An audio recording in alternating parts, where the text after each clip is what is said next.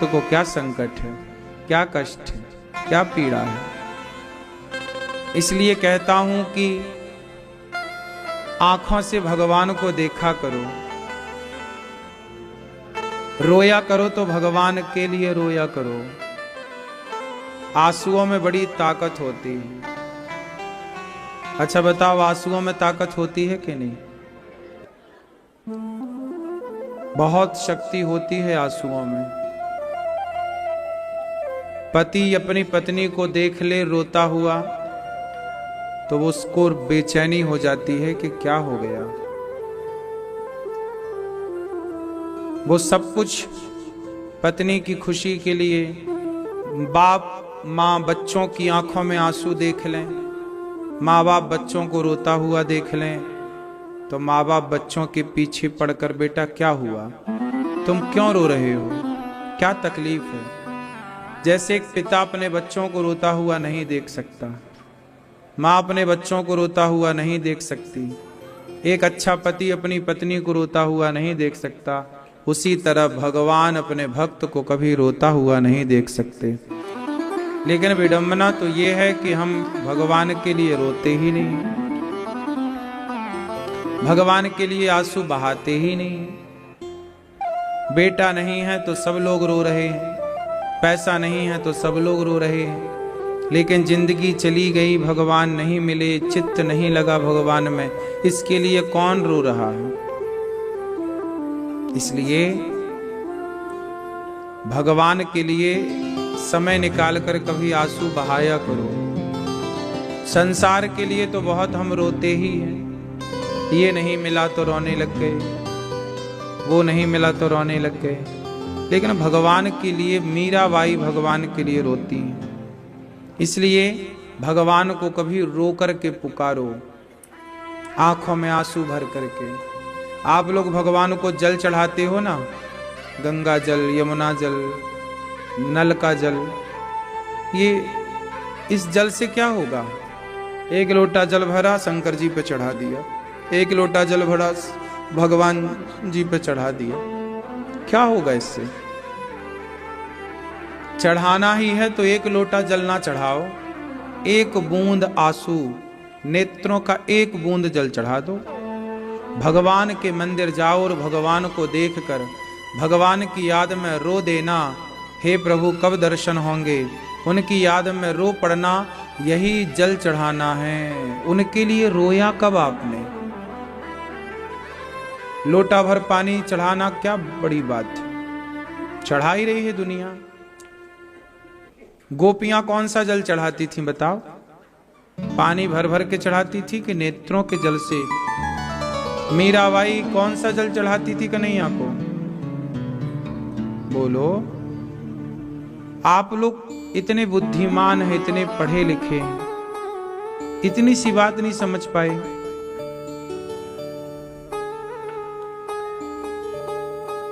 जल चढ़ाना है कौन सा? पानी चढ़ाने को किसने बोल दिया भाई? तुमने अर्थ का अनर्थ कर दिया। पत्रम पुष्पम फलम तोयम यो में भक्त्या प्रयच्छति, ये लिखा है गीता में। पत्रम पुष्पम फलम तोयम, तोयम मतलब जल, जल चढ़ाने का लिखा तो है, पर कौन सा जल? सबसे पवित्र जल कौन सा है? जो भगवान की याद में आंसू बहते हैं, ईश्वर के चिंतन में, वही जल नेत्रों का सबसे पवित्र है, वही भगवान को चढ़ाया जाए। एक लोटे की जरूरत ही नहीं, एक बूंद। कन्हैया को एक रोज रोकर पुकारा, कृपा पात्र किस दिन बनूंगा तुम्हारा। इसलिए भगवान को रोकर के पुकारा जाए। भरत जी ने राम को कौन सा जल चढ़ाया था? बोलो। भरत जी राम के लिए रोए, पाहि नाथ कहीं पाहि गुसाई, भूतल पर्यों लकुट की नाई। भरत जी रोए हैं राम के लिए। दशरथ जी ने राम को कौन सा जल चढ़ाया? राम राम हा राम कही, राम राम कही राम। राम राम कहते दशरथ जी आंसुओं में हा रघुनंदन प्राण प्रीते, तुम बिन जियत बहुत दिन बीते। दशरथ जी की आंखों में आंसू, राम राम और राम की याद करते करते दशरथ जी के प्राण निकल गए। दशरथ जी ने नेत्रों के जल चढ़ाए। शबरी ने कौन सा जल चढ़ाया था राम जी को? बोलो। शबरी इंतजार कर रही थी। शबरी इंतजार कर रही है, कब आएंगे राम, कब आएंगे राम। पलकें बिछाई है, इंतजार कर रही है, राम की याद में रो रही है। पता नहीं आप लोगों ने कहां से सब सीख लिया है। भगवान से प्रेम ही सबसे बड़ी पूजा है। ना भगवान को पुष्प चढ़ाने की जरूरत है, ना जल चढ़ाने की जरूरत है। पुष्प चढ़ाना है तो अपना मन, पुष्प का नाम है सुमन। इसका एक नाम है सुमन। क्या नाम है? पर्यायवाची पर्याय। सुमन, सु मतलब सुंदर, मन मतलब मन, आपका मन। अपने मन को सुंदर बनाइए और मन को पुष्प बनाकर, सुंदर बनाकर भगवान के चरणों में मन का पुष्प चढ़ाइए। लेकिन मन का फूल कोई नहीं चढ़ा रहा है, ये सब चढ़ाए जा रहे हैं। उनको लग रहा है ये चढ़ाएंगे तो भगवान मिल जाएंगे। पागल, तुम्हारे बाप दादे मर गए यही सब चढ़ा चढ़ा के।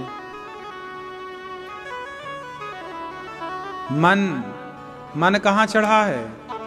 मन तो कहीं और चढ़ा हुआ है, कहीं और लगा हुआ है।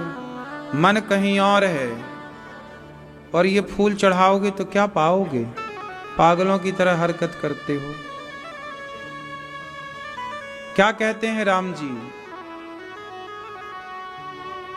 निर्मल मन जन सो मोहि पावा। भगवान को क्या चाहिए? निर्मल मन जन सो मोहि पावा, मोहि कपट छल छिद्र न भावा। अब निर्मल मन राम जी मांग रहे हैं कि तुम्हारे पास होए तो जरा अपना निर्मल मन हमें दे दो। अब तुम्हारा मन, तुम फूल चढ़ाए, भाई राम जी ये फूल ले लो, फूल ले। क्या करे आदमी? इसकी सब्जी बना के खाए? क्या करेगा? तुम्हें ही हम फूल चढ़ाए 1 कुंटल रोज, तो तुम क्या करोगे? सारे झाड़ के फेंक दोगे? ये किस काम आएगा? फेंकने की काम आएगा। और क्या करेगा आदमी? बोलो। फूल का मतलब ये फूल नहीं था। सुमन चढ़ाओ भगवान को। पत्रम पुष्पम फलम पुष्पम। पुष्पम मतलब ये वाला पुष्प नहीं, मन को पुष्प बनाइए।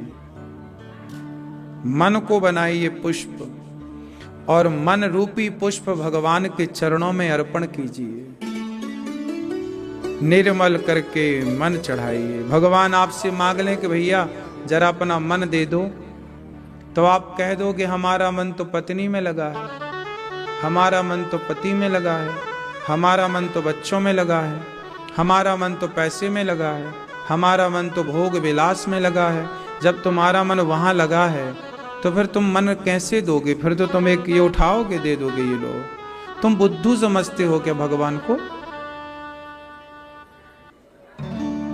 तुम खुद बुद्धू हो कि भगवान को बुद्धू समझते हो? क्यों? या तो आप ज्यादा होशियार हैं, भगवान को बुद्धू समझ रहे हैं, या तो भगवान बुद्धू हैं, आप होशियार हैं, या तो आप बुद्धू हैं। क्या है? निर्मल मन, मन को पावन कीजिए, मन को चढ़ाइए। मन आपका शरीर कहीं भी हो, पर मन सदा भगवान के चरणों में हो। यही तो भक्ति है। भक्त शरीर से थोड़ी भगवान के पास जाता है। हम शरीर से कभी ईश्वर तक नहीं जा सकते, क्योंकि इसमें, इस युग में ये व्यवस्था नहीं है। हमारा शरीर कभी ईश्वर के सामने नहीं जा सकता। जाएगा तो हमारा मन। शरीर तो आपका घर में है, शरीर तो आपका खेत में है, शरीर तो आपका जहां है, लेकिन शरीर कहीं भी हो, पर मन तो भगवान में हो सकता है। मन तो भगवान के चिंतन में डूब सकता है। प्रधानता तन की है ही नहीं। भगवान ने कब कहा कि तुम अपना तन दो हमें? तन की क्या जरूरत है भगवान को? भगवान को चाहिए आपका पवित्र मन। तन हमारा बहुत गंदा रहता है, आंखों में कीचड़ है, नाक से नाला बह रहा है, शरीर के चमड़ी पर, शरीर के प्रत्येक अंग से बदबू दुर्गंध निकल रही है। ये गंदा शरीर भगवान इसका करेंगे भी क्या? लेकिन आपका मन बड़ा पवित्र हो सकता है यदि आप चाहें तो। इसलिए तन को संवारने वाले होंगे, पर सफल वो भय, जीवन उन्हीं का सार्थक हुआ जिन्होंने मन को संवारा।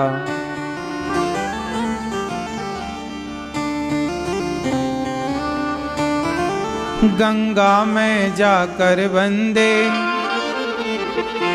तन की तू मैल धोता, गंगा में जाकर वंदे तन की तू मैल धोता, जो मन की मैल न धोई, जो मन की मैल न धोई, गंगा गया तो क्या हुआ, तन को धोया मगर मन को धोया नहीं। कि भगवान के मुंह में लगेगा तो भगवान की हालत क्या होगी? लोगों को लगता है भोग लग गया। अब तुम्हारे घर मेहमान आए तो मेहमानों के मिठाई का डिब्बा उठाओ, ले मुंह में मारो जोर से, तो मेहमान के 2-3 दांत टूट जाएंगे कि नहीं मिठाई के डिब्बा से। और आजकल लोग मंदिरों में जाके यही करते हैं, मिठाई के डिब्बे फेंक देते हैं। भगवान की माला लिया फेंक दिया। अरे दुल्हन मंच में जाए और अपने दुल्हा की तरफ माला ले और ऐसे फेंक दे, हो गया ब्याह। 2-4 वहीं जमाएगा, भाग जाएगा दुल्हा। बोले पागल औरत है। क्यों? जो व्यवहार आप इंसानों के साथ नहीं कर सकते, वो व्यवहार आप भगवान के साथ कर रहे हैं। बात सही है? आपका होने वाला दुल्हा मंच में दूर खड़ा होके माला ऐसे करे और तुम्हारे मुंह की तरफ फेंके, तुम शादी नहीं करोगी मैया उससे। बोले ये पागल है, मेंटल है। लेकिन तुम मंदिरों में जाते हो और माला कैसे भगवान की तरफ फेंकते हो? तुम्हें लगता चढ़ गई, वाह। या तो तुम मूर्ख हो या तो भगवान को मूर्ख समझते हो।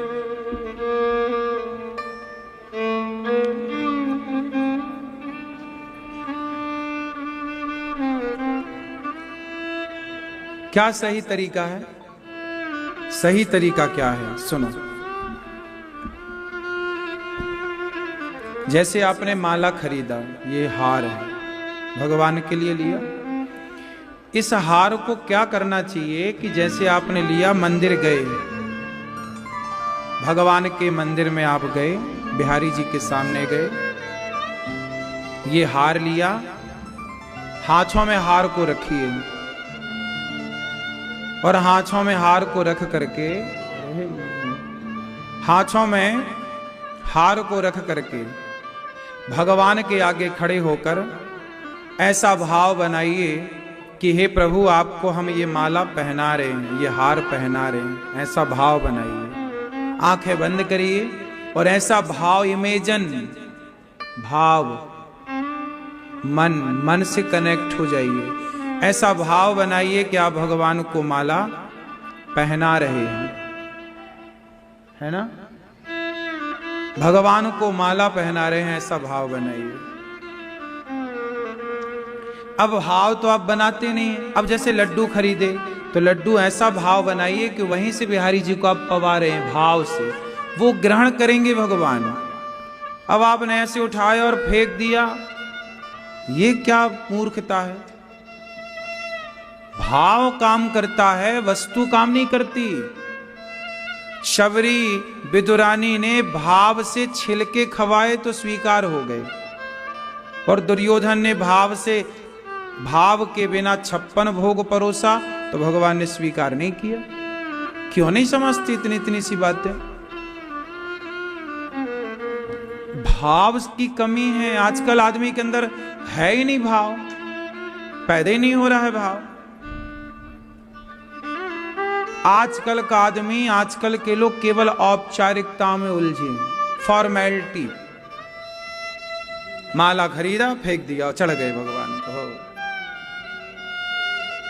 ये भाव से, जब आप भाव ऐसा करते हैं कि प्रभु आओ आपको ये माला पहनाए, तो भाव से भगवान आते हैं, आप ऐसा पहना दो कि ये पहना दिया। अब वो पहना के भगवान की दृष्टि पड़ गई इस माला में, अब ये माला प्रसादी बन गई, इसे नेत्रों से लगाओ, अपने घर ले जाओ, किसी साधु को पहना देना ये माला, भले भगवान की प्रसादी बन गई। अब बच्चों को पहना दो, या भगवान की दृष्टि पड़ना भी प्रसाद बन जाना है, पता है आपको?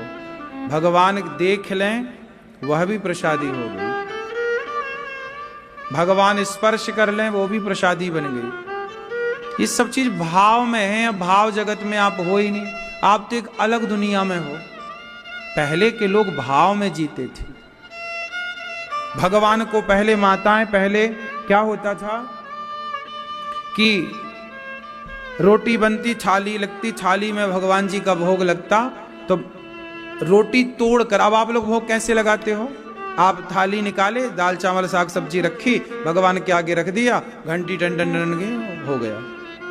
ये बलाह टारना है, ये तुम भोग नहीं लगा रही हो, इसे बलाह टारना बोलते हैं हमारी भाषा में।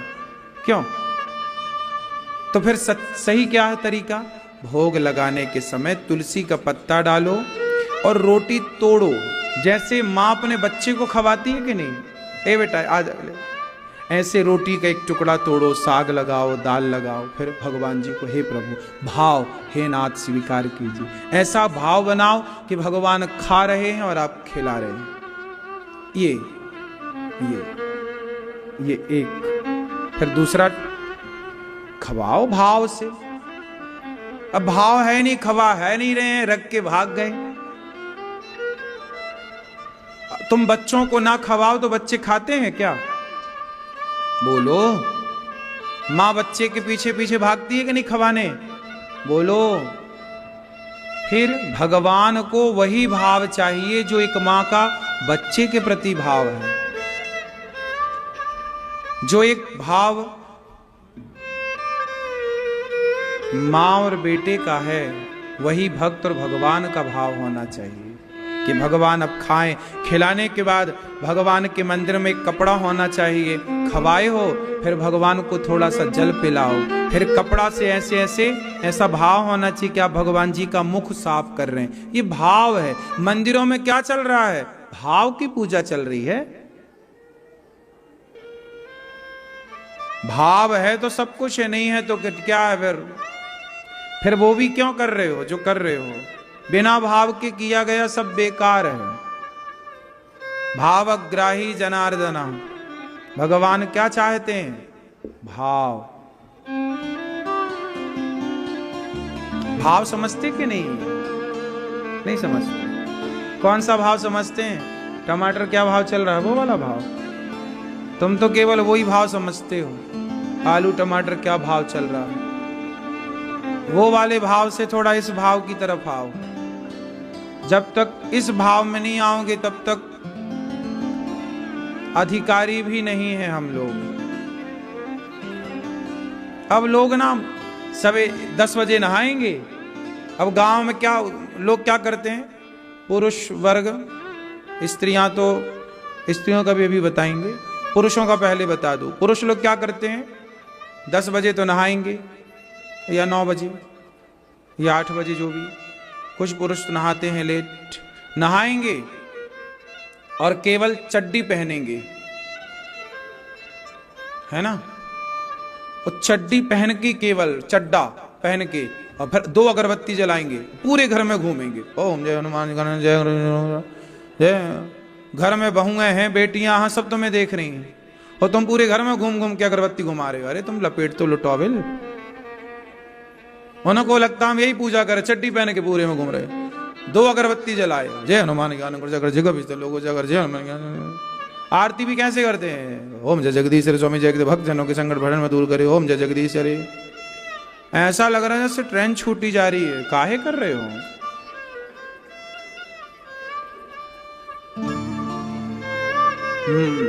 माताएं तो स्नान ध्यान करके थोड़ा बैठ जाती हैं, भगवान को नहवा देती हैं। यदि स्त्रियां भगवान को ना नहवाएं तो घरों में भगवान नहाए ही ना।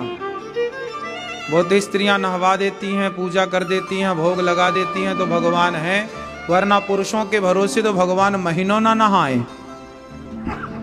क्यों? ये स्थिति आज के पुरुषों की है। आजकल का पुरुष बिल्कुल शून्य हो चुका है आध्यात्म से। उसे बिल्कुल फुर्सत नहीं है भगवान के आगे बैठने की, स्नान कराने की, ध्यान करने। उसे केवल पैसा दिख रहा, कमाएगा पागल, मरेगा नरक जाएगा। थोड़ा समय निकालो। क्या भगवान की भक्ति तुम्हारी जिम्मेदारी नहीं है? स्त्री का तो कल्याण हो जाएगा। इसलिए बुढ़ापे में स्त्रियां ऐसे ऐसे सिर घुमाती हैं। बुढ़ापे में जब स्त्रियों का सिर हिलता है ना तो ऐसे ऐसे हिलता, मतलब अब ये दोबारा 84 के चक्कर में नहीं फंसेगी, मना कर रही है। लेकिन पुरुषों का सिर कैसे हिलता बुढ़ापे में, ये फंसेगा, कह ही रहा है। और ना करो पूजा, फंसता है। पुरुष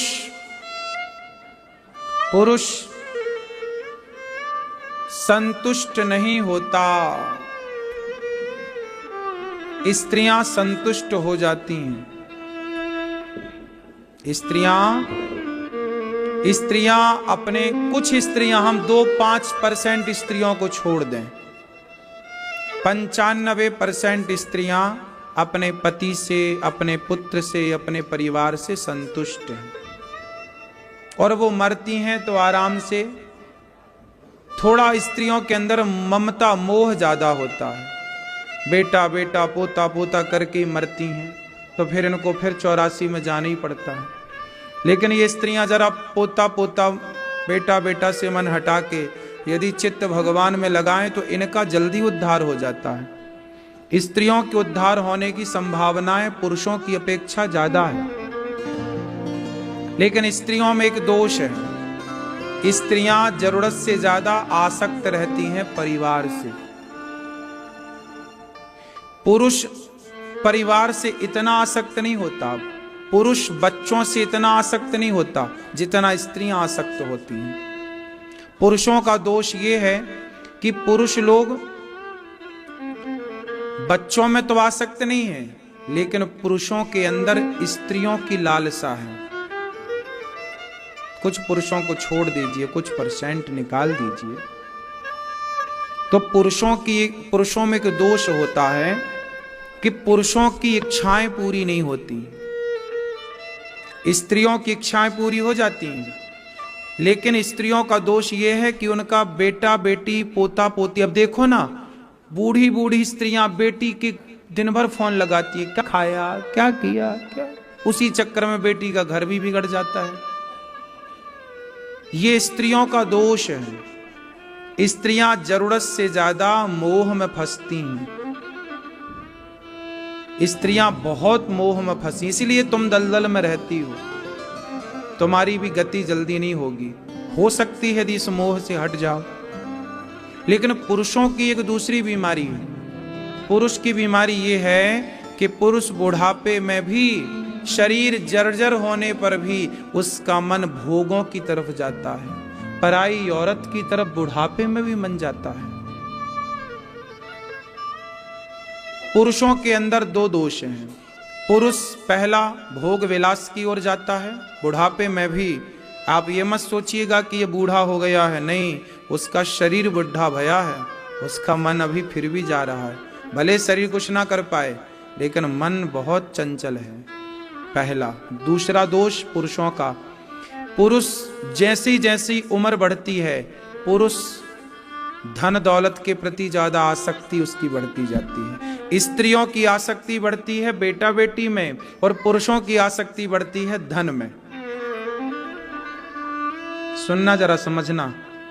स्त्रियों की आसक्ति बुढ़ापे में कहां जाती है? बोलो, स्त्रियों में जाती है। और पुरुषों की आसक्ति कहां जाती है? जितना उम्र का बूढ़ा होगा उतना वो धन के प्रति आसक्त होगा।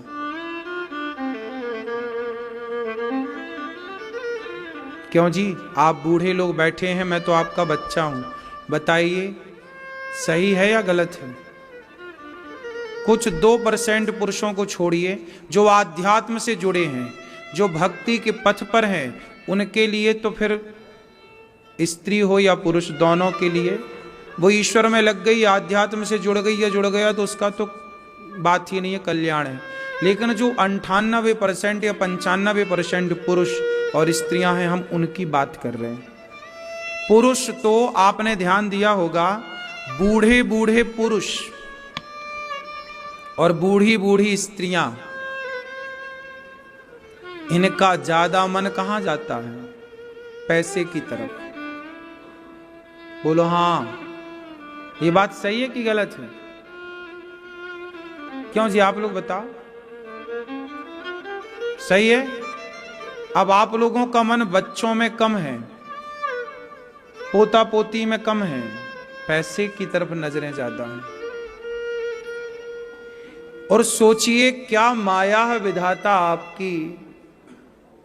आदमी देखो जर्जर हो रहा है, शरीर बिल्कुल शिथिल हो रहा है, लेकिन प्रभु क्या माया आपने फैलाई है कि आदमी पैसे से मन हटाए, जबकि उसे पता है कि मरूंगा तो कौड़ी ना जाएगी, जानता सब है।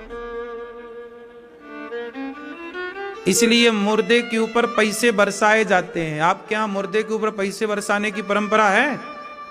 बोलो हाँ कि ना? काहे बरसाते हैं? क्यों मुर्दे के ऊपर पैसा काहे बरसाते हैं? ओ पंचायती मैया सुनो मेरी माँ, मुर्दे के ऊपर पैसा काहे बरसाते हैं? काहे बरसाते हैं? इसलिए बरसाते हैं कि दुनिया वालों देख लो, ये मरने के पहले तक पैसा पैसा करता था, और अब देख छाती में बरसाए रहे हैं पैसा। तेरी ताकत है तो उठा के दिखा ले। जब तक जिंदा था राम नाम ना गाया, भलाई ना किया, पैसा पैसा करता। अब तेरी छाती में बरसा रहे हैं, है ताकत तो उठा। 1 रुपया नहीं उठा पाता, छाती में पड़े हैं पैसा मुर्दे के। तो मुर्दा 1 रुपया नहीं ले गया तो तुम खाक ले जाओगे। काहे पैसे के चक्कर में पड़े हो? राम नाम गाओ, कृष्ण नाम गाओ। इसलिए मीरा जी कहती हैं, पायो जी मैंने राम रतन धन पायो। राम से बड़ा धन कोई हो सकता है क्या? बड़ी प्रबल माया है ईश्वर। हम ये नहीं कहते पैसे ना कमाओ, पैसे कमाओ साहब, खूब पैसे कमाना चाहिए, लेकिन पैसे में आसक्त ना हो। जितना मिल रहा है बहुत है। अब हमने बच्चों को तैयार कर दिया, बेटा बेटी कमाएं, तुम कमाओ बेटा, अपनी जरूरतें तुम पूरी करो। हमारा शरीर, हम 50 साल के हो गए, हम 60 साल के हो गए, अब हम मरने की तरफ जा रहे हैं। तुम्हारा ध्यान बिल्कुल नहीं है कि तुम मरने वाले हो। अब छोड़ो सब चीजें, अब मरने की तैयारियां करो, भगवान का नाम गाओ, भगवान की कथाओं में रहो। क्यों भूल रहे हो? 2 बातन को भूल मत जो चाहे कल्याण। समझदार व्यक्ति वो है जो अपनी मृत्यु को नहीं भूलता। 2 बातन को भूल मत जो चाहे कल्याण। नारायण एक मौत को, दूजे श्री भगवान। अपनी मृत्यु को और अपने भगवान को सदा याद रखना चाहिए कि भाई अब हमारी मौत सिर पर खड़ी है। क्यों? हमारी मौत कहां खड़ी है? सिर पर खड़ी है। तो जब मौत सिर पर खड़ी है तो अब पैसे में मन लगाएं कि भगवान में मन लगाएं? यार पैसे कमाना बुरा थोड़ी है, खूब कमाना चाहिए, पर पैसा का चिंतन करना बुरा। जितना चिंतन आदमी पैसे का कर रहा है, इतना चिंतन भगवान का करता तो कल्याण हो जाता। क्यों मेरी माँ? सही है? तुम्हारा मन भी तो लगा है पोता पोतियों में, बेटा बेटियों में, हटा लो मेरी माँ, वरना फिर तुम जन्म लोगी फिर मरोगी, फिर जन्म लोगी फिर मरो, यही चलेगा तुम्हारे संग। पुनरपि जननम पुनरपि मरणम पुनरपि जननी जठरे शयनम। क्यों मैया? अभी भी समय है, सबसे मन हटाओ, केवल मेरे तो गिरधर गोपाल श्री कृष्ण श्री कृष्ण, एक कृष्ण में मन लगाओ। सार नहीं है, तुम कितना भी होशियार समझो अपने, ये तुम्हारी होशियारी सब अक्कल ठिकाने आएगी बुढ़ापे में। क्यों दादाजी? इसलिए कहता हूं, अब ये जो उम्र है आपकी, बाल पक गए, बाल पक गए मतलब फसल पक गई। अब कभी भी हार्वेस्टर चल सकता है। यमदूत कभी भी आ जाएंगे, संकेत है, फसल पक गई ना। अभी जिनके बाल काले हैं मतलब अभी खेती कच्ची है, बाल पक गए मतलब फसल पक गई, कभी भी कटाई हो सकती है। क्यों मेरी मां? इसलिए चित्त लगाओ भगवान में। हे प्रभु, अब सबसे मन हटे और मन स्थिर हो जाए।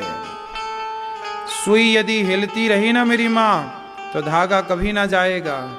धागा डालने के लिए सुई का स्थिर होना जरूरी है। उसी प्रकार जिस दिन मन स्थिर हो जाएगा, उस दिन भगवान आपके हृदय में प्रवेश कर जाएंगे। अभी हृदय में भगवान है ही नहीं, खाली पड़ा है। क्यों मैया? इसलिए मेरी मां भलाई की बोल रहा हूं आपकी, सबसे मन हटा लेना, वरना हाँ मान मेरा कहना, जय हो, नहीं तो पछताएगा। ये मिट्टी का खिलौना मिट्टी में मिल जाएगा। मान मेरा कहना, नहीं तो पछताएगा। मिट्टी का खिलौना मिट्टी में मिल जाएगा। अब बेटा बेटी का चिंता नहीं, उन्हें पढ़ा लिखा दो, बेटा कमाओ खाओ, हमारा आशीर्वाद है। अब तुम भगवान में लगो, सत्संग करो, कीर्तन करो, दान पुण्य करो और अपने आप को तीर्थों में ले जाओ। घर में क्या पड़े रहते हो? ज्यादा समय तीर्थों में बिताओ, यात्रा नर्मदा जी की परिक्रमा लगाओ, और क्या करो? घर में पड़े पड़े अब क्या, शरीर और बीमार होएगा। चलोगे फिरोगे स्वस्थ रहोगे। क्यों? जिनकी पत्नी चल पड़ी, अब पुरुष जैसे अब 70 साल का आदमी है और पत्नी भी तय हो गई है, तो वो 70 साल का आदमी घर काहे पड़ा है? तुम्हारा मन नहीं भर रहा है घर में, है ना? कुत्तों की तरह तुम्हें रोटी मिल रही है, फिर भी तुम्हारा मन नहीं हट रहा है। जाओ तीर्थ यात्रा में, नर्मदा जी की परिक्रमा लगाओ। अब तो अकेले हो, अब तो सौंप दो, भगवान के हवाले कर दो अपने आप को। अब तुम्हारी जरूरत किसी को नहीं है, तुम जबरदस्ती घुसे हो। क्यों मैया? बूढ़ा बैल किसानों से अलग कर देता है कि नहीं? अब वो खेत में काम के लायक नहीं है, इसलिए बुढ़ापा में सरकार भी रिटायरमेंट दे देती है। 60 के बाद घर बैठो, 62 के बाद। मतलब अब आप किसी के काम के नहीं हैं। किसके काम के हैं? भगवान के। तो लगो ना पूरा। काहे? सही है। कितने साल के हो? 48। अभी ठीक हो, बढ़िया, घर में रहो मस्त बिंदास। बेटा बेटी का ब्याह करके बढ़िया भगवत चिंतन में लगना, यही जीवन है ना मेरी माँ? है? भगवान हटाएंगे, तुम ना हटाओगी। मैया, आपका मन कहां लगा है मेरी माँ? सही बताओ। पोता पोती बेटा बेटी को तो नहीं जपती हो, मेरा बेटा बेटा बेटा बेटा, माता ऐसे जपती मेरा बेटा मेरा बेटा, कहीं बैठेंगी मेरा बेटा मेरा पोता मेरा बेटा मेरा पोता। मैया आपका मन कहाँ लगा है? खाओ माँ कसम कि भगवान में लगा है, ऐसा तो नहीं कि पोता पोती में लगा है। कॉल रिकॉर्डिंग निकलवा लेंगे, फोन किसको लगाती हो ज्यादा, बेटी को? हाँ मैया आप बताओ कहाँ लगा है आपका मन? सबसे मन हटा लेना, आपके भले की बोल रहा हूं। मैया आप बताओ, मेरी माँ चश्मा वाली मैया कहाँ लगा है आपका मन? ये बैठी मैया समझ पाए। कल हम लोगों ने सुना कि कपिल भगवान ने माता देवहूति को उपदेश किया और माता सिद्धा नाम की नदी बन करके बह गई। कपिल देव जी ने आचमन किया और गंगा सागर चले गए। आप लोग क्या गोत्र लिखते हैं? वशिष्ठ। सुंदर। तो भगवान की कृपा से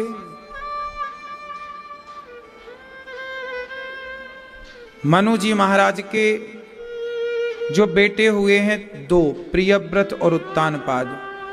मनु जी की 3 बेटियां हुई, आकुति, देवहूति, प्रसूति। प्रसूति का विवाह दक्ष से हुआ। सबसे छोटी बेटी सती, सती का विवाह भगवान शंकर से हुआ। एक बार माता सती को भगवान राम पर संदेह हो गया। जब राम सीता माँ की खोज करने गए, हे खग मृग हे मधुकर श्रेणी, तुम देखी सीता मृग नैनी। तो जब सीता माँ की खोज राम जी कर रहे, सीता कहाँ हो, सीते कहाँ हो, तब राम जी को देखकर शंकर जी ने प्रणाम किया। जय हो, जय जय जय सच्चिदानंद जगदीशा, आप तो भगवान हैं। देखो पत्नी के लिए खोज रहे हैं। पर माता सती को लगा ये भगवान नहीं। भगवान होते तो अपनी पत्नी के लिए ऐसे थोड़ी दर दर ठोकर खाते, ये भगवान नहीं। माता सती के अंदर राम के प्रति संदेह पैदा हो गया। अच्छा ये बताओ, राम भगवान है कि नहीं है? हैं? यदि राम भगवान है तो खुद की भगवान तो सब जानते हैं, अंतर्यामी होते हैं। तो जब राम भगवान है तो वो ये क्यों नहीं जान पाए कि मेरी पत्नी रावण लेके गया है? राम सबसे पूछ रहे, हे पशु पक्षी, क्या तुमने हमारी सीता देखी है? यदि राम भगवान है तो वो तो सब जानते हैं, फिर उन्होंने क्यों नहीं जान पाए कि रावण ले गया? क्यों पूछ रहे हैं सबसे? ये प्रश्न है, उत्तर दो। आप बताओ क्यों नहीं जान पाए राम जी? बैठे बैठे बताओ। हाँ ठीक है, आप बताओ भैया, कोट वाले भैया। हाँ हैं? तुमने रामायण नहीं देखी? अरे राम राम, जब आ रही थी तब क्या कर रहे थे? टीवी नहीं देखते तो क्या देखते हो? क्या पड़ोसन को देखते हो? टीवी नहीं देखते, पड़ोसन को देखते हो, हैं? काम करते हो क्या? तो कपड़ों की दुकान में पूरी रात बैठे रहते हो, दिन भर खाने पीने का समय निकालते हो? तो रामायण नहीं देखी तुमने आज तक?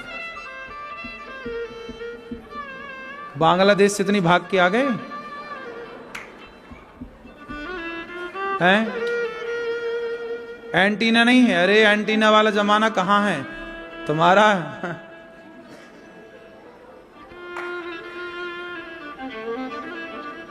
अब बताओ, राम जी को जानते हो?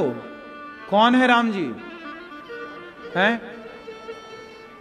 राम सीता। कितने भाई हैं राम जी? कौन कौन? हो 2 बार कह दिया शत्रुघ्न, हो गए 4। हाँ, राम शत्रुघ्न, शत्रुघ्न भरत। जय बात।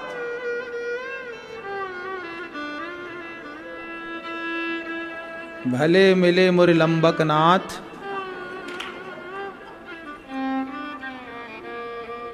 राम जी के पिताजी का नाम क्या है? अरे उनको बताने दो, तुम पहले बताओगी मैया। तुमसे पूछ लें, चलो बताओ राम जी की बहन का नाम बताओ तुम। अब बताओ हैं? बेटा रामायण वगैरह देख लिया करो। रामचरितमानस पढ़ते हो? नहीं पढ़ते? चलो कथाएं सुनते हो? ठीक है, कथाएं सुनते रहना है। व्यापार करना अच्छा है, दुकान चलाना अच्छा है, पर अपने धर्म को जानना, भगवान के बारे में थोड़ा जानना अच्छा है। आप सबके बारे में जानती हो। कितने भाई हो आप लोग? हाँ, तुम 4 भाई हो। चारों के नाम बताओ।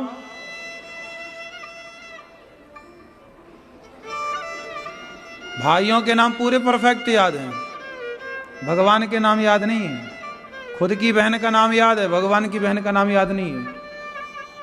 हाँ, क्या से क्या हो गए देखते देखते। ये सनातन की स्थिति। सुनो, भगवान राम भगवान है, वो अंतर्यामी है, लेकिन भगवान राम लीला कर रहे हैं। सबसे पूछ रहे हैं, हे पशु पक्षी कहाँ है सीता? सती माता को संदेह हो गया कि ये भगवान नहीं है। अच्छा बताओ, राम भगवान है कि नहीं? क्यों आप बताओ, हैं? चलो, माता सती कह रही हैं कि ये भगवान नहीं। सती कौन है? शंकर जी की पत्नी। अब शंकर जी की पत्नी कह रही है कि ये भगवान नहीं है, और आप लोग कह रहे हैं कि ये भगवान है। अब शंकर जी की पत्नी की बात सही है कि आप लोगों की बात सही है? बोलो, हैं? बोलो, शंकर जी की पत्नी की बात सही है? हैं? तो आप तो जान गए कि वो मानव लीला कर रहे हैं, तो माता सती काहे ना जान पाई? जब आप सोचो कि क्या आपसे आप सती माता से ज्यादा जानते हो, फिर पर माता सती तो कह रही है कि भगवान नहीं है। भगवान होते तो पत्नी के लिए ऐसे थोड़ी फिरते। क्यों माता सती को संदेह क्यों हुआ? चलो बताओ, माता सती को संदेह क्यों हुआ? इस क्यों का उत्तर कौन देगा? माता सती को संदेह क्यों हुआ, आप बताओ। नहीं, ये कोई ठोस प्रमाण नहीं है। ठोस बात करो। माता सती को संदेह हुआ ही क्यों, जबकि शंकर जी को तो नहीं हुआ संदेह? शंकर जी तो कह रहे हैं कि भगवान है, समझा भी रहे हैं सती भगवान है। ये तुम समझ नहीं पा रही हो, भगवान है, ये लीला कर रहे हैं। माता सती नहीं समझी। क्यों? इसके पीछे जरा हमें चलना पड़ेगा। माता सती को संदेह क्यों हुआ? क्योंकि माता सती ने अभी उस संदेह के ठीक पहले शंकर जी और सती दोनों कथा सुनने गए थे। एक बार त्रेता जुग माही शंभु गए कुंभज ऋषि पाही, संग सती जग जननी भवानी, पूजे ऋषि अखिलेश्वर जानी। तो अगस्त जी ने कथा सुनाई थी शंकर जी को और सती को। तो भगवान शंकर ने तो कथा श्रद्धा से सुनी, पर माता सती ने कथा को श्रद्धा से नहीं सुना। जिसकी श्रद्धा भगवान की कथा में नहीं है, उसकी श्रद्धा भगवान में कभी हो नहीं सकती। इसलिए भगवान में श्रद्धा तब होगी ना जब भगवान की कथा में श्रद्धा होगी। तो माता सती तो कथा सुन ही नहीं पाई अच्छे से, उनका मन ही नहीं लग रहा था। अगस्त जी कथा सुना रहे हैं, शंकर जी सुन रहे हैं कथा। जैसे आप लोग मूवी देखने जाते हो पिक्चर, ऐसे शंकर जी कथा जब समय निकलता तो शंकर जी कथा सुनने जाते थे सती को लेकर। लेकिन सती की श्रद्धा कथा में हुई नहीं। तो सुनो, जिनकी श्रद्धा कथाओं में नहीं है, उनकी श्रद्धा भगवान में कभी नहीं हो सकती। आप कहो कि जी हम तो कथा सुनते ही नहीं पर भगवान को बहुत मानते हैं, हो ही नहीं सकता। जिसका प्रेम भगवान की कथा में ना हो, हनुमान जी राम को मानते हैं लेकिन राम कथा सुनवे को रसिया। हनुमान जी क्या सुनते हैं? राम की बिना कथा सुने भगवान से प्रेम होगा ही नहीं। भक्ति स्वतंत्र सकल सुख खानी, पर बिनु सत्संग न पावे प्राणी।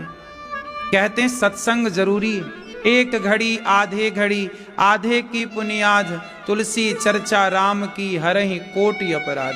माता सती को संदेह इसलिए हुआ क्योंकि माता सती को कथा में संदेह था। इसलिए कहता हूं, कथाओं को श्रद्धा से सुनोगे, कथा में श्रद्धा होगी तो भगवान में अपने आप श्रद्धा हो जाएगी। आजकल के युवाओं की विडंबना क्या बन गई मैया, आजकल के युवा कथाओं में कोई श्रद्धा नहीं रखते, इसलिए आजकल का युवा भगवान में श्रद्धा नहीं रखता। कथाओं में श्रद्धा नहीं है तो ईश्वर में श्रद्धा कैसे होगी। इसलिए आजकल के युवा, आजकल के नौजवान मंदिर नहीं जाते, पर शराब पीने क्लबों में जरूर जाते हैं। उन्हें वो कहते हैं यार मंदिर क्यों जाएं, तो पाखंड है, तो ढोंग है। ठीक है, तुम पाखंड ढोंग कह रहे हो, ठीक है तुम, लेकिन तुम शराब पी के पराई औरतों के संग क्लबों में नाच रहे हो, ये कौन सी तुम्हारी विद्युत्ता है, ये कौन सी तुम्हारी समझदारी है। चलो हम मंदिर जा रहे हैं, हम भगवान का नाम जप रहे हैं, चलो हम गलत हैं, हम पाखंडी हैं, चलो ठीक है, पर तुम पराई औरतों के संग जो संबंध बना रहे हो वो कौन सा सही है। हम तो मंदिर जाके राम राम ही जप रहे हैं, किसी पराई बहन बेटी को तो गलत नजर से नहीं देख रहे हैं। और तुम तो देखना क्या, तुम तो उसके संग रहते हो, उससे संबंध बनाए हो। तो आज का युवा देखिए इस तरह की दलील मारता है। तुम ज्यादा पूजा पाठ करोगे ना, तुम्हारे बच्चे कहेंगे मैया तुम क्या माँ, तुम पाखंड कर रही हो, पूजा करती रहती हो, तो तुम ढोंग कर रही हो। आजकल की युवा पीढ़ी पूजा पाठ को ढोंग मानता हो, खुद देखो कहां जा रही है। चलो हम ढोंगी, हम गलत हैं, चलो ठीक है, तुम सही होते तो हम मान लेते कि चलो भैया तुम ही सही हो, हम ही गलत हैं। पर आज की युवा पीढ़ी बताओ गंदगी की ओर जा रही है कि नहीं, क्यों जा रही है, क्योंकि इनकी कथाओं में कोई श्रद्धा, जब कथाओं में श्रद्धा नहीं है तो भगवान में श्रद्धा होने का कोई सवाल ही खड़ा नहीं होता। वही माता सती जैसी स्थिति है, जैसे माता सती को संदेह हो गया, ऐसे आज के युवाओं को भगवान पर संदेह है। आज के युवाओं को भगवान पर क्या है, अरे भगवान है तो दिखाई काहे नहीं पड़ता। अरे माँ, बच्चा बोलता माँ तुम दिन भर भगवान भगवान जपती हो, क्या भगवान है तो दिखते क्यों नहीं। अरे हम काम ना करें तो भगवान खाने को थोड़ी दे देगा। ऐसे लोग कहते हैं आजकल, भगवान खाने को थोड़ी देगा। लोग कहते हैं ना, आजकल की युवा पीढ़ी क्या बोलती, भगवान खाने को थोड़ी देगा, काम तो करना ही पड़ेगा। उन बच्चों से क्रॉस क्वेश्चन करना, बच्चों से बोलना, बेटा जब तुम अपनी माँ के पेट में थे तब तुम्हारा बाप खाने को देता था। 9 महीने तुम थे ना माँ के पेट में, तब कौन तुम्हारा बाप पहुंचाता था थाली, क्यों 9 महीने आप जब पेट में थे कौन खाना देता था, बोलो हैं। 9 महीने जब आप पेट में थे कौन खाने को देता था, भगवान। ये बच्चे अभी सत्संग में आए हैं ना, तो इनकी जवानी सही आएगी यदि सत्संग से इस उम्र से जुड़े रहे तो। जो आज की युवा पीढ़ी है, इनके माँ बाप ने ध्यान नहीं दिया, बचपन में कभी सत्संग में ले नहीं गए, कथाएं सुनाई नहीं, तो कुछ शून्य हो गया। गलती केवल बच्चों की है नहीं, माँ बाप की भी बहुत सारी गलतियां। समय नहीं निकालते माँ बाप के, चलो बच्चों को 1 घंटा कथा सुनाएं। संडे की छुट्टी हुई तो पार्कों में चले जाते हैं आप लोग घूमने, मॉल में चले जाते हैं घूमने। अरे मॉलों में क्या मिलेगा, मॉलों में शराब बिक रही है, सिगरेट बिक रही है, गुटखा बिक रहा है। ठीक है, संडे को एक बार चलो, महीने का 1 संडे तुमने मॉल में जाके गुजारा, 1 संडे महीने का तुमने पार्क में गुजारा, तो महीने का 1 संडे सत्संग में गुजारते, बैलेंस बना के चलो। 1 संडे तो सत्संग से जोड़ते कि चलो भाई आज संडे है, चलो बच्चों को लेके कथाओं में चलते हैं, सत्संग कराते हैं, मंदिर ले चलते हैं। तुम ही नहीं चाहोगी बच्चों को संस्कार देना, तो संस्कार कौन देगा, कौन ठेका लिए है तुम्हारे बच्चों का। दुनिया तो तुम्हारे बच्चों को शराब पिलाने के लिए बैठी है, तुम एक बार कहो तो लोग फ्री में शराब पिला देंगे तुम्हें, हाँ या ना? आजकल दोस्त फ्री में शराब पिला देते हैं, फिर जब शराब की लत लग जाती है तो वो घर में चोरी करता है, घर का नुकसान करता है। तो ये दुनिया तो बैठी ही है बिगाड़ने। अब तुम और आज की युवा पीढ़ी देखो, सही राह पर बहुत कम लोग ही हैं अब। इसलिए आप लोगों से हम निवेदन कर रहे हैं कि अपने बच्चों पर थोड़ा सा ध्यान रखो। माता सती जिस राह पर चल पड़ी हैं वो रास्ता गलत है। माता सती गलत राह पर चल पड़ी, राम पर संदेह किया, परीक्षा लेने गई, फेल हो गई। राम जी ने पहचान लिया कि आप तो पार्वती सीता नहीं माता सती हो। राम जी ने अपना दर्शन कराया, जहां देखे माता सती को वहां राम का दर्शन हुआ। सती पहचान गई कि ये भगवान है। शंकर जी के पास गई, शंकर जी ने कहा हो गई परीक्षा, कछु न परीक्षा लीन गोसाई। झूठ कह दिया माता सती ने कि हमने कोई परीक्षा नहीं ली। शंकर जी ने माता सती का परित्याग कर दिया। शंकर जी ने माता सती का त्याग कर दिया और वही माता सती दक्ष के यज्ञ में जल करके भस्म हो गई। गीता में एक वाक्य आता है, संशयात्मा विनश्यति। जिसका भगवान में या भगवान की कथा में संदेह है उसका नाश जरूर होगा। माता सती जल के राख हो गई। क्यों? भगवान पर संदेह किया। इसलिए ईश्वर संदेह का विषय है ही नहीं, ईश्वर तो श्रद्धा का विषय है। श्रद्धावान लभते ज्ञानम, श्रद्धा है तो ज्ञान की पूर्ति होगी। इसलिए ईश्वर को तर्क से नहीं जाना जा सकता बेटा, ईश्वर अतर्क है। तर्क सहयोगी हो सकता है ईश्वर को जानने में, पर तर्क से जाना नहीं जा सकता। अब सवाल खड़ा है कि भगवान है तो दिखाई क्यों नहीं पड़ते? ये तर्क है। भगवान है तो दिखते क्यों नहीं? ये तर्क है। अब बताओ क्यों मैया भगवान है तो दिखते काहे नहीं? चश्मा वाली मैया बताओ मेरी मां, काहे नहीं दिखते भगवान?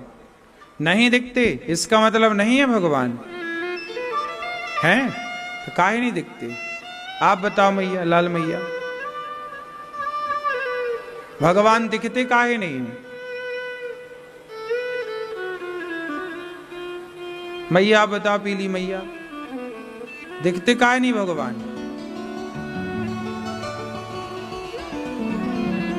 हाँ, भगवान दिखते, ये प्रश्न ही गलत है। लोग कहते हैं ना कि भगवान क्यों नहीं दिखते, ये प्रश्न ही गलत है। ये प्रश्न ही गलत है। भगवान दिखते हैं,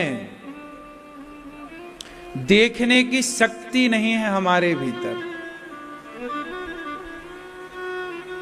अच्छा बताओ, ये संस्कृत लिखी है, आपके हाथ में यदि ये पुस्तक हम दें और आपसे कहें कि संस्कृत जो लिखी है इसको पढ़ो, तो जिनको संस्कृत आती है वो तो पढ़ लेंगे, जिनको नहीं आती क्या वो पढ़ पाएंगे? बोलो,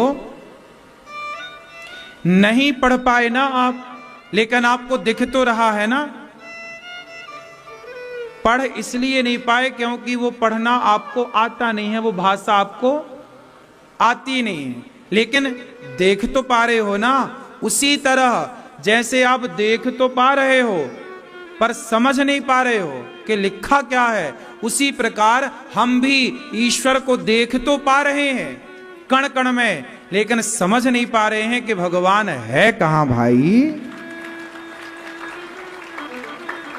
जैसे भाषा आपके सामने उर्दू भाषा है या मलयालम है या पारसी है या तमिल है।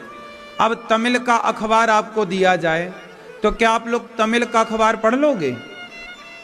बोलो, आपको पढ़ना तो नहीं आएगा लेकिन उसमें लिखा तो है ना।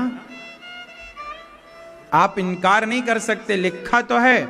पर हमको पढ़ना नहीं आता। अच्छा, हमको पढ़ना भले ना आए, पर दिख तो रहा है कि कुछ लिखा है।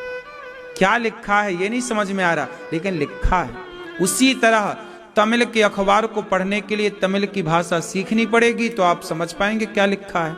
उसी प्रकार जैसे अखबार में लिखा तो सब है, हमको भाषा नहीं आती, उसी तरह भगवान तो कण कण में लिखा है, भक्ति की भाषा आती ही नहीं है हमको।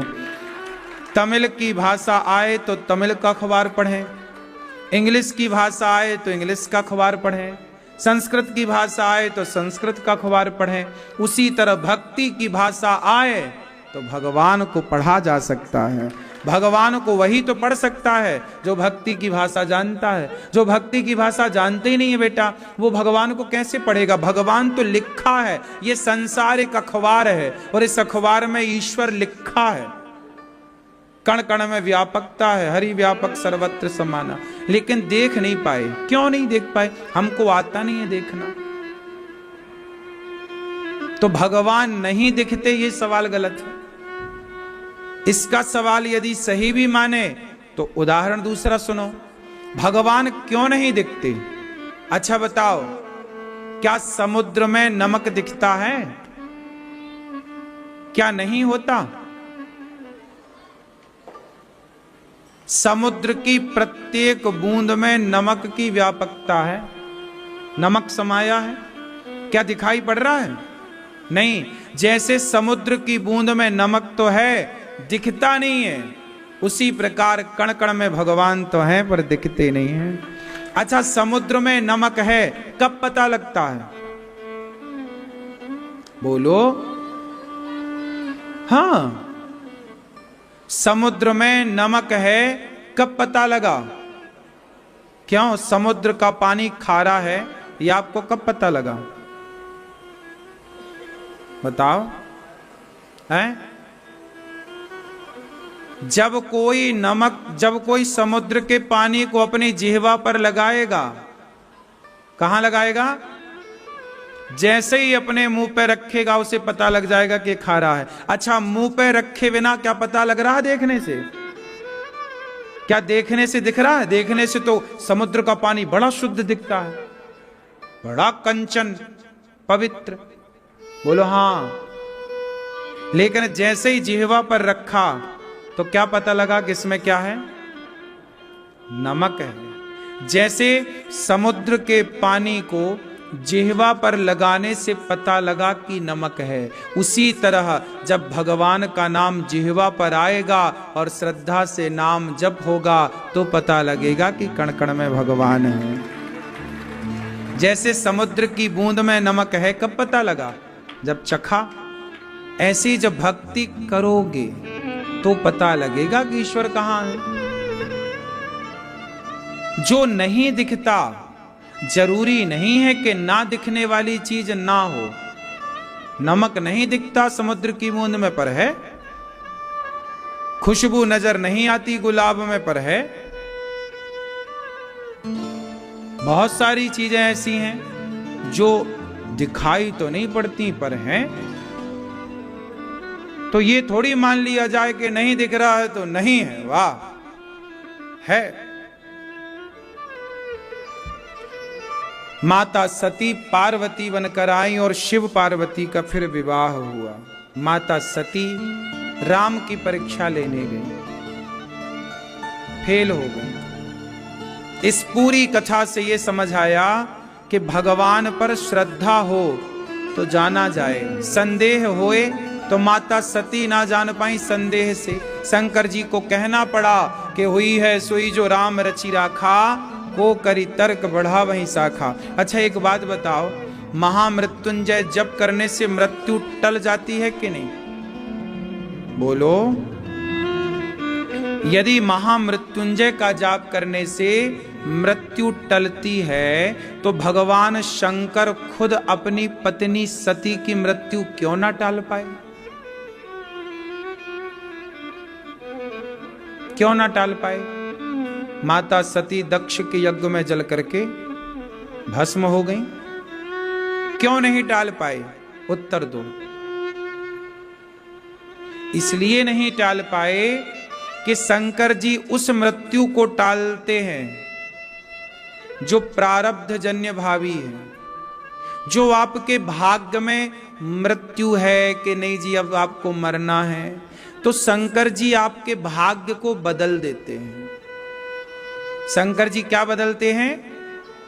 बोलो, भाग्य बदल सकते हैं।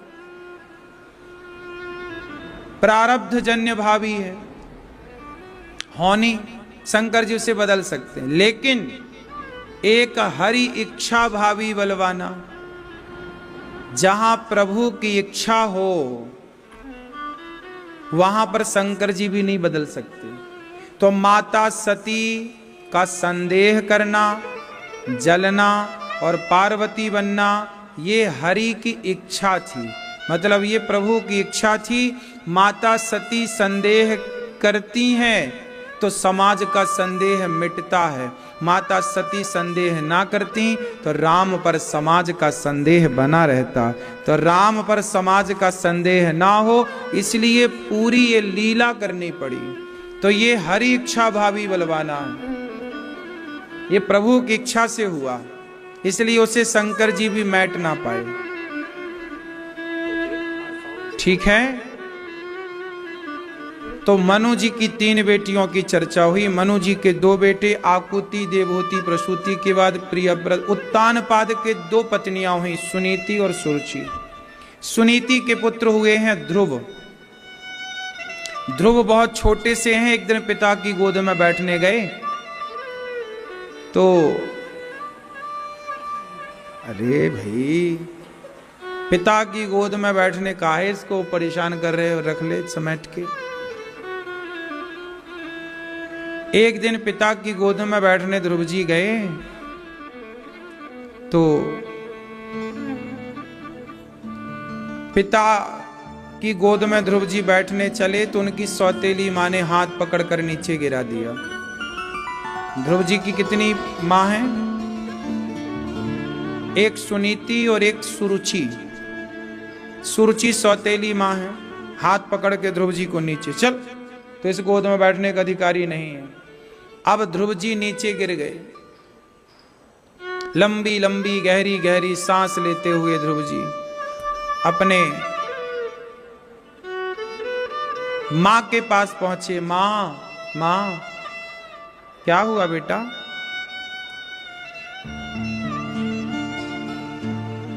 मां, अपमान कर दिया मां ने, कह दिया तुम अभागिन के बेटे हो,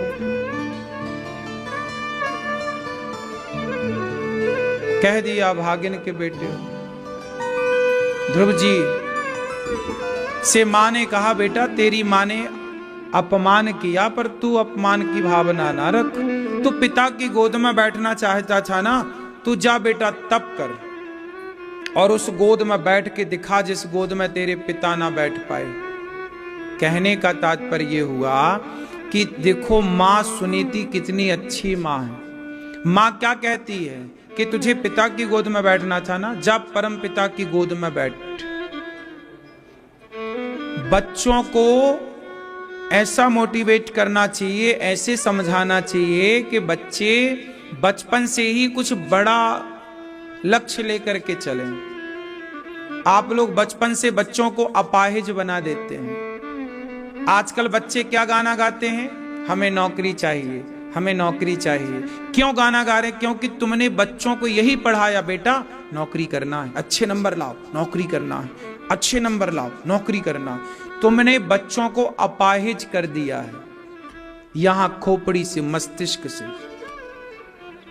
आपने ये क्यों पढ़ाया कि बच्चा तुझे नौकरी करना है? तुमने ये क्यों नहीं पढ़ाया, बेटा पढ़ो, इसलिए पढ़ो कि तुम्हें नौकरियां, बड़े होकर नौकरियां देने वाला बनना है। नौकरियां दो।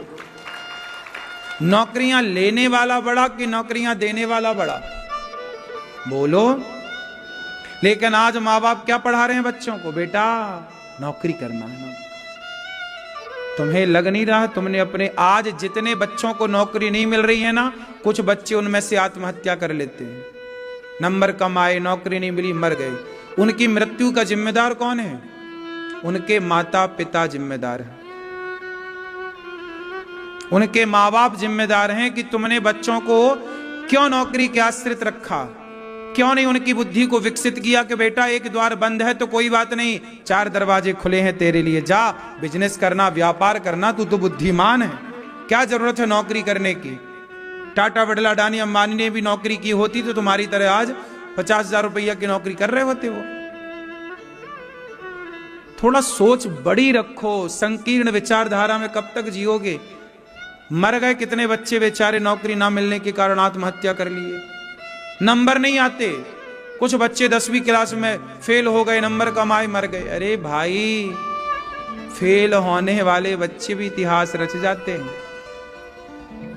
आप बच्चों को बहुत टॉर्चर करते हो, नंबर लेके आना है, नंबर लेके खा, सब्जी बना के खाओगे नंबरों की? क्या करोगे नंबरों का? पढ़ाई लिखाई बुरी नहीं है, पर टॉर्चर बुरा है, प्रेशर देना बुरा है। बच्चे की जितनी क्षमता पढ़ रहा ठीक है, उसे पढ़ाई ठीक है, पर क्या बिना पढ़े लिखे लोग सफल नहीं हुए? बताओ, क्या बिना पढ़े लिखे लोग इतिहास नहीं रचे? बताओ। फिर बच्चों को ऐसे मोटिवेट करो, ऐसे बताओ कि बेटा पढ़ना जरूरी है, ठीक है, नंबर लाओ, ठीक है, लेकिन बेटा तुम्हें बड़ा होकर ना बिजनेस करना है, व्यापार करना है, ऐसा बनना है कि तुम्हारे पास 4 लोग नौकरी लेने आए। आज तुम्हारी क्लास में जो ज्यादा नंबर लेके आया है, तुम्हें ऐसा बनना है कि वो ज्यादा नंबर लाने वाला तुम्हारे यहां नौकरी करे। ऐसे क्यों नहीं पढ़ाते? क्यों? कम नंबर वाले के यहां ज्यादा नंबर वाले नौकरी कर रहे हैं कि नहीं? बोलो हां कि ना? तो आज जितने बच्चे पढ़ाई लिखाई के नाम पर आत्महत्या करते हैं, नौकरी के नाम पर, उसका जिम्मेदार स्वयं उनके माता पिता हैं। तुमने बच्चों को केवल एक ही रास्ता बोला है कि बेटा केवल नौकरी है, नहीं तो कुछ नहीं है, नौकरी है नहीं तो क्यों? संसार में बहुत सारे दरवाजे खुले होते हैं हमारे लिए। क्यों बेटा, बात सही है। हम नौकरी नहीं कर पाए, हमने अच्छे नंबर नहीं लाए, कोई बात नहीं, हम दूसरे फील्ड पे जाएं, दूसरा काम कर लें, हम बिजनेस कर लें, व्यापार कर लें, उद्योग कर लें, क्या नहीं कर सकते भाई? बताओ, कितने रास्ते खुले। क्या नहीं कर रहा है आज का आदमी? अनपढ़ आदमी, कितने लोग आज भी बाजार में ऐसे बैठे हैं जो बड़े बड़े बिजनेसमैन हैं, पर उनको अच्छे से पढ़ना लिखना नहीं आता, लेकिन बहुत सफल व्यापारी बने। काम का उनके घर में पढ़े लिखे सीए 10-10 सीए काम कर रहे हैं। पढ़े लिखे लोग तो पैसों में मिल जाते हैं, पागल, खोपड़ी है, बुद्धि है, तो पढ़े लिखे लोग तो पैसे मिल जाएंगे। हम कितने चाहिए पढ़े लिखे लोग बताओ, पैसे में आ जाएंगे। 50,000 रुपया महीना ढेर मिल जाएंगे। पढ़ाई लिखाई की वैल्यू से ज्यादा खोपड़ी, मस्तिष्क, बुद्धि की वैल्यू है। कई बार अनपढ़ आदमी पढ़े लिखों को चलाता है, नहीं चलाता। फिर तो ये सब पाठ काहे नहीं पढ़ाते बच्चों को? मरने पे मजबूर कर देते हैं माँ बाप बच्चों को, इतना टॉर्चर, नंबर लाना है, नंबर लाना है, खाओ नंबर खाओ। क्या करोगे नंबर का? क्यों? आजकल बच्चों का बचपन खत्म हो गया, ना बच्चों को खेलने का समय है, ना कूदने का समय, बस दिन भर झोला उठाए भागते, स्कूल भागते, कोचिंग भागते, खेलने खाने। आप लोग जितना खेलते थे ना, अब आज के बच्चे उतना नहीं खेल रहे हैं। तुमने बचपन गवा दिया बच्चों का पढ़ाई के नाम पे। ना बच्चों के खेलने का टाइम है, ना घूमने का टाइम है। क्यों?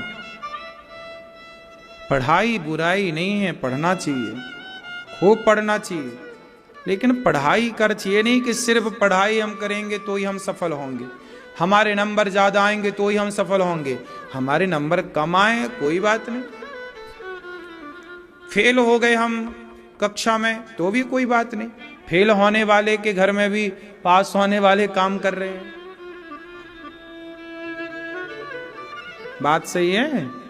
फिर बच्चों को वो पढ़ाओ जिस पढ़ाई से उनका लोक परलोक संवर जाए। बच्चों को आप क्या पढ़ाओ? धर्म पढ़ाओ। बेटा धर्म क्या है? आजकल पढ़े लिखे तो हैं बच्चे, चरित्रहीन हो गए पढ़ लिख कर। बच्चों को धर्म पढ़ाओ। बेटा धर्म क्या है? चरित्रवान बनना है, समाज की सेवा करना है। सबसे अधिक पढ़ा लिखा आप किसे मानते हैं? बताओ, सबसे ज्यादा पढ़ा लिखा कौन? रावण ज्यादा पढ़ा लिखा कि राम ज्यादा पढ़े लिखे? बोलो बोलो। डिग्रियां देखोगे तो डिग्रियां रावण की ज्यादा है। रावण ज्यादा पढ़ा लिखा था लेकिन राम से हार गया। राम तो कम ही पढ़े लिखे थे रावण के आगे। वो अलग विषय है कि राम भगवान है, पर सामान्य दृष्टि से देखा जाए तो रावण ज्यादा विद्वान था। इसलिए तो कथा ये भी आती है कि राम जी ने लक्ष्मण जी से कहा कि जाओ इससे कुछ सीख लो।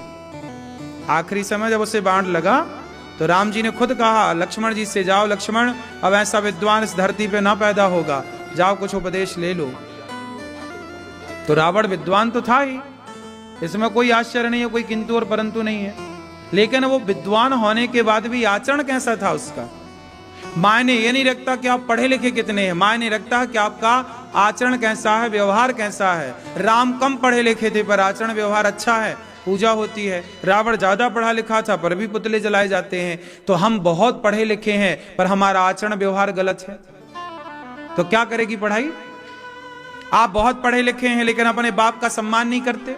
आप बहुत पढ़े लिखे हैं, अपनी माँ का आदर नहीं करते। हम थोड़ा कम पढ़े लिखे हैं पर माँ की आरती उतारते हैं। बताओ समाज में किन बच्चों की जरूरत है जो पढ़ लिख कर माँ बाप का अनादर करें या कम पढ़े लिखे होकर के भी माँ बाप का सम्मान करें? हमें वो बच्चे चाहिए जो माँ बाप का सम्मान करें। हमें वो बच्चे चाहिए जो दीन दुखी के काम आए, जो सबकी हेल्प करें। आज पढ़े लिखे लोग कर तो रहे हैं, जरूरत से ज्यादा भ्रष्टाचार। पढ़ा लिखा है लेकिन 1000 रुपया के बिना बात नहीं करता, 5000 लाओगे तो बात करेगा, वरना बात नहीं करने को है। तो पढ़ा लिखा जितने इस देश में पढ़े लिखे उन्होंने ही तो देश को बेचा है, अनपढ़ थोड़ी बेच रहा है। भ्रष्टाचार पढ़े लिखे तो कर रहे हैं, अनपढ़ थोड़ी कर रहा है। बोलो हाँ। जो जितना पढ़ा लिखा है उतना बड़ा भ्रष्टाचार कर रहा है। जो जितनी बड़ी पोस्ट पर है, जितने बड़े पद पर है, बड़े पद पर है मतलब पढ़ा लिखा है, पढ़ के गया, क्या कर रहा है वो? फिर पढ़े लिखे क्या कर रहे हैं? बेच तो रहे हैं अपनी भारत माता को। ऐसी पढ़ाई पढ़ाई है सरकार ने, ऐसी पढ़ाई पढ़ा रही है कि आदमी बेईमान हो रहा है। अरे ऐसी पढ़ाई पढ़ाओ ना कि बच्चा पढ़ के ईमानदार बने। नहीं, मर जाएंगे हम, बेईमानी नहीं करेंगे। ये क्यों नहीं पढ़ाई हो रही है? कौन सी पढ़ाई को आप पढ़ाई मानते हैं? जो आपको झूठ बोलना सिखाए या जो सच पर चलना सिखाए? आजकल पढ़े लिखे लोग झूठ बोल रहे हैं कि सच बोल रहे हैं? फिर क्या पढ़ाया है, क्या पढ़ाया जा रहा है? पहले पढ़ाया जाता था धर्म। पहले का आदमी हरिश्चंद्र जैसा होता था, मर गया बिक गया पर धर्म नहीं छोड़ा, सत्य नहीं छोड़ा, प्राण जाए पर बचन न जाए। और आजकल का आदमी तो पैसे के लिए कपड़े, बॉलीवुड क्या कर रहा है? नंगा घूम रहा है बॉलीवुड। पैसे के चक्कर में कपड़े उतार के घोड़े ने फोटो खिंचवाई। बोलो हाँ। फिर ये तो पैसे के लिए नंगे होने को तैयार हैं। ये पढ़े लिखे लोग प्रचार कर रहे हैं, दाने दाने में केसर का दम। ये पढ़े लिखे लोग प्रचार कर रहे हैं। संडे हो या मंडे, अंडे का प्रचार पढ़े लिखे लोग कर रहे हैं। जंगली रमी डाउनलोड कौन करा रहा? पढ़े लिखे लोग डाउनलोड करा रहे हैं। पढ़े लिखे तो हैं पर तुम्हारे बच्चे को जुआ खेलना सिखा रहे हैं, तुम्हारे बच्चों को गुटखा खाना सिखा रहे हैं। मुझे पीने का शौक नहीं, पीता हूं गम भुलाने को। पढ़े लिखे तो हैं ये, तुम्हारे बच्चे को शराब पीना सिखा रहे हैं। आग लगे ऐसी पढ़ाई में जो तुम्हें झूठा बना दे। हम कम पढ़े लिखे हैं पर सच के राह पर चलते हैं। आप भी अपने बच्चों को सच की पढ़ाई पढ़ाना। बेटा मर जाना अच्छा है, झूठ काहे बोलना यार, सच बोल के जिएंगे हम। क्यों मेरी माँ, क्या बोलती तू? सच बोलना है। और आज की पढ़ाई क्या सिखा रही है? बोलो, झूठ सिखा रही है कि नहीं? आजकल के बच्चे स्कूल जाते हैं, झूठ बोलना सीख जाते हैं। क्या मजाल, पहले का बच्चा झूठ नहीं बोलता था। पहले लोग झूठ बोलने से डरते थे। पहले लोग 1 लाख रुपया देने के बाद भी झूठी गवाही नहीं देते थे। आजकल तो आदमी 1 कप चाय में झूठी गवाही दे दे, यार तुमने चाय पिलाई, चलो हम तुम्हारे लिए झूठ बोलते हैं। पहले आदमी चींटी नहीं मारता था, बोलो हाँ कि ना। इसलिए पढ़ाई, आजकल सरकार जो पढ़ा रही है वो पढ़ाई है ही नहीं, कचरा है। पढ़ाई तो वो है ना मेरी मां, जो आपको सत्यवादी बनाए, दयावान बनाए। अब जिस पढ़ाई ने आपको झूठा बना दिया, वो काय की पढ़ाई है? राम पढ़े तो प्रातः काल उठ के रघुनाथा, मात पिता गुरु ना वही माथा। राम जब पढ़े तो राम ऐसा पढ़े कि सत्यवादी बने। राम ऐसा पढ़े कि माँ बाप का सम्मान करने के लिए वनवास चले गए। आजकल का पढ़ा लिखा बेटा कितनी बात मान रहा है अपने माँ बाप की। कौन सी जगह है जहां भ्रष्टाचार ना हो? छोटे से लेकर के ऊंचे पद तक, बड़े नेताओं से लेकर छोटे नेताओं तक, पुलिस वालों से लेकर के वहां पूरा डिपार्टमेंट भरा पड़ा है। कहीं भी जाओ भैया, पैसे के बिना काम नहीं, भ्रष्टाचार। अभी एक मैया बताई मेरे से यही प्रश्नोत्तरी में, बोले महाराज जी मैं आंगनवाड़ी की कार्य करता हूं। बच्चों के नाम का आंगनवाड़ी में दलिया आता है, बच्चे 2-2 साल के पढ़ते हैं आंगनवाड़ी में, दलिया आता है। वो रो रो के बताई, बोले महाराज जी मैं नौकरी छोड़ दूंगी क्योंकि मैं कथा सुनती हूं। बोली कि महाराज हमारे जो बड़ा अधिकारी है वो बच्चों के नाम का दलिया आता है तो वो कहता है कि हमें 10 किलो दलिया हमें दो पहले। सोचो बच्चों के दलिया खा रहे हैं ये एक एक। अब उन जो बड़ा आप होता है ना, उसके अंडर में से 50 आंगनवाड़ी आते हैं, तो 50 आंगनवाड़ी केंद्र से उसने 10-10 किलो दलिया लिया, तो सोचो कि 50 गुणा 10 कर लो, फिर वो दलिया बेच देता होगा उसके बड़े अधिकारियों को थोड़ा थोड़ा पैसा, बोले सबको बढ़ता है ये पैसा। अब सोचो ये भ्रष्टाचार है। जो 2 साल का बच्चा है उसके नाम का जो दलिया आता है वो भी भ्रष्टाचार की बलि चढ़ता है इस देश में। ये बात सही है कि गलत है? अब बताओ। अब ये पढ़े लिखे लोग ना भ्रष्टाचार कर रहे हैं, पढ़े लिखे। हम तो बच्चों का दलिया नहीं खा रहे हैं, खा रहे हैं हम तो गौरी गोपाल में आप सबको बढ़िया दाल चावल सब्जी रोटी खिला रहे हैं, भीख मांग मांग के। हम भी क्यों खवाएं, पैसे बचा के रखें? लेकिन हमने झूठ की पढ़ाई नहीं पढ़ी ना, हमने सच की पढ़ाई पढ़ी, इसलिए सेवा कर रहे हैं। हम भी झूठ पढ़े होते तो हम भी काहे को करते, पैसे बचाते। अंतर है साहब पढ़ाई पढ़ाई में। आप लोगों ने मेरे से, मैं आपको मैं बताऊं, मैं केवल 10वीं तक पढ़ा हूं। ये दास अनिरुद्ध, हम सिर्फ 10वीं तक पढ़े हैं, उसके आगे नहीं पढ़े। हम 10वीं तक पढ़ के समझ गए कि ये पढ़ाई हमारे मतलब की नहीं है। हमने अपने पिताजी से बोल दिया कि हमें वृंदावन ले चलो, हम भागवत पढ़ेंगे। हमारे पिताजी 1 साल तक नहीं लाए, बोले नहीं तुम पढ़ो, हम तुम्हें नहीं ले जाएंगे। हम 1 साल तक गैया चराते रहे पर हम पढ़े नहीं। हमने कहा भागवत ही पढ़ेंगे। भागवत जी पढ़ना था, बिहारी जी को ये सब सेवाएं करानी थी, इसलिए हमने वो पढ़ाई को हाथ जोड़ा और ये पढ़ाई पढ़ने स्टार्ट की। भागवत जी पढ़े, पुराण पढ़े, वेद पढ़े, जो पढ़े, आध्यात्म की पढ़ाई जो हमारी वैदिक पढ़ाई थी वो पढ़ी। आज गौरी गोपाल गुरुकुल में 150 बच्चे पढ़ रहे हैं। क्यों पढ़ रहे हैं? क्योंकि हम ईमानदारी से काम कर रहे हैं। बेईमान होते तो आज गौरी गोपाल गुरुकुल में जाओ, बच्चों को देखो, उनके रहने की, खाने की कैसी व्यवस्थाएं। सारे बच्चों को रात को 1-1 गिलास दूध मिलता है, सुबह नाश्ता मिलता है, दोपहर के भोजन मिलता है। हम तो उनका दूध की कटाई नहीं कर रहे हैं कि दूध काहे पिलाएं, और उनके माँ बाप से 1 रुपया नहीं लेते, पैसा नहीं लेते 1 रुपया। क्या जरूरत थी हमें?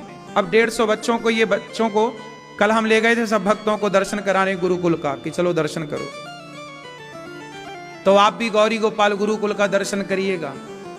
बच्चे पढ़ते हैं, निःशुल्क उनका खाना पीना रहना, हम आप लोगों से भीख मांग मांग के सब सेवाएं करते हैं। हमारे मन में भी पाप होता तो क्या जरूरत थी गुरुकुल खोलने की। 4 से 5 लाख रुपया खर्चा है महीने का, 5 लाख रुपया महीने का खर्चा है केवल गुरुकुल का। 5 लाख रुपया तो कहीं नहीं गया महीने का, खाना पीना रहना और जो आचार्यों की फीस इत्यादि सब पढ़ाने के लिए पैसा तो देना ही पड़ता है, जिनको रखेंगे पढ़ाने के लिए। 50-50 हजार रुपया महीना देता हूं मैं एक आचार्य को पढ़ाने का।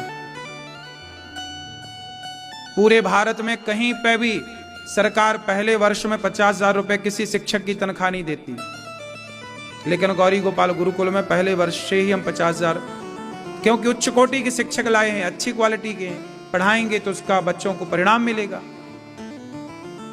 5 लाख रुपए महीने का कम से कम खर्चा, ज्यादा से ज्यादा तो अभी और।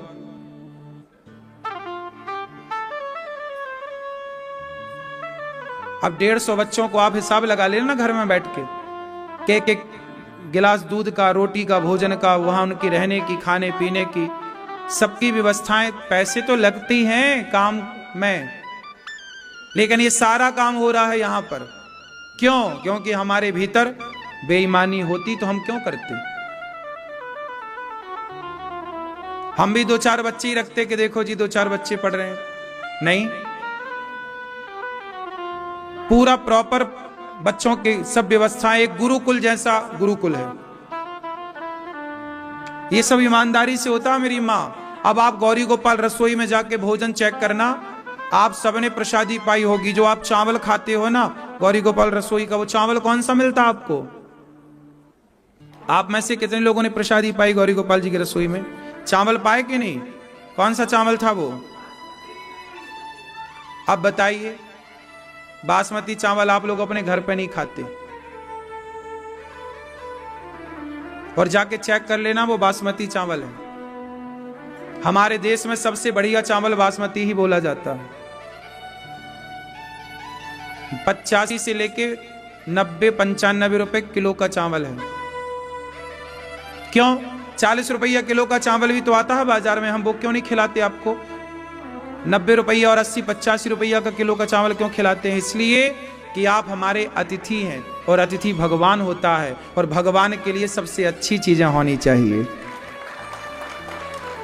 ये मेरा भाव है, ये ईमानदारी है।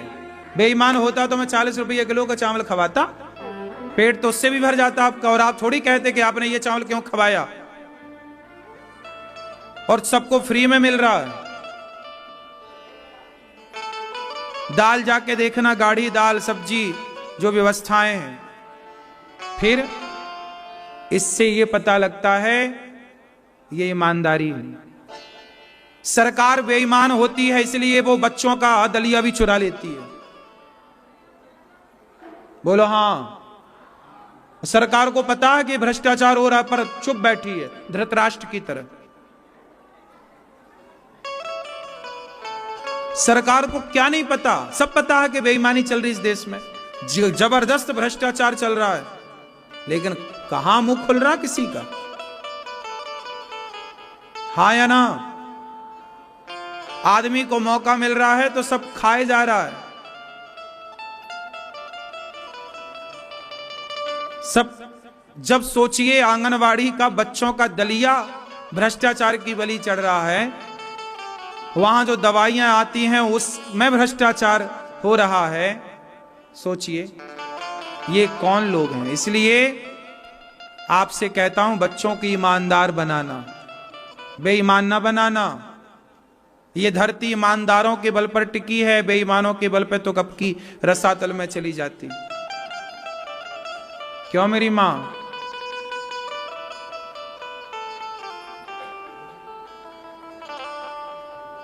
गौरी गोपाल आश्रम में माताएं रहती हैं, 290 माताएं। ईमानदारी से उन मां की सेवा करता हूं। उन मां को कोई दवाई की कमी ना हो, उन मां को कोई चीज की कमी ना हो।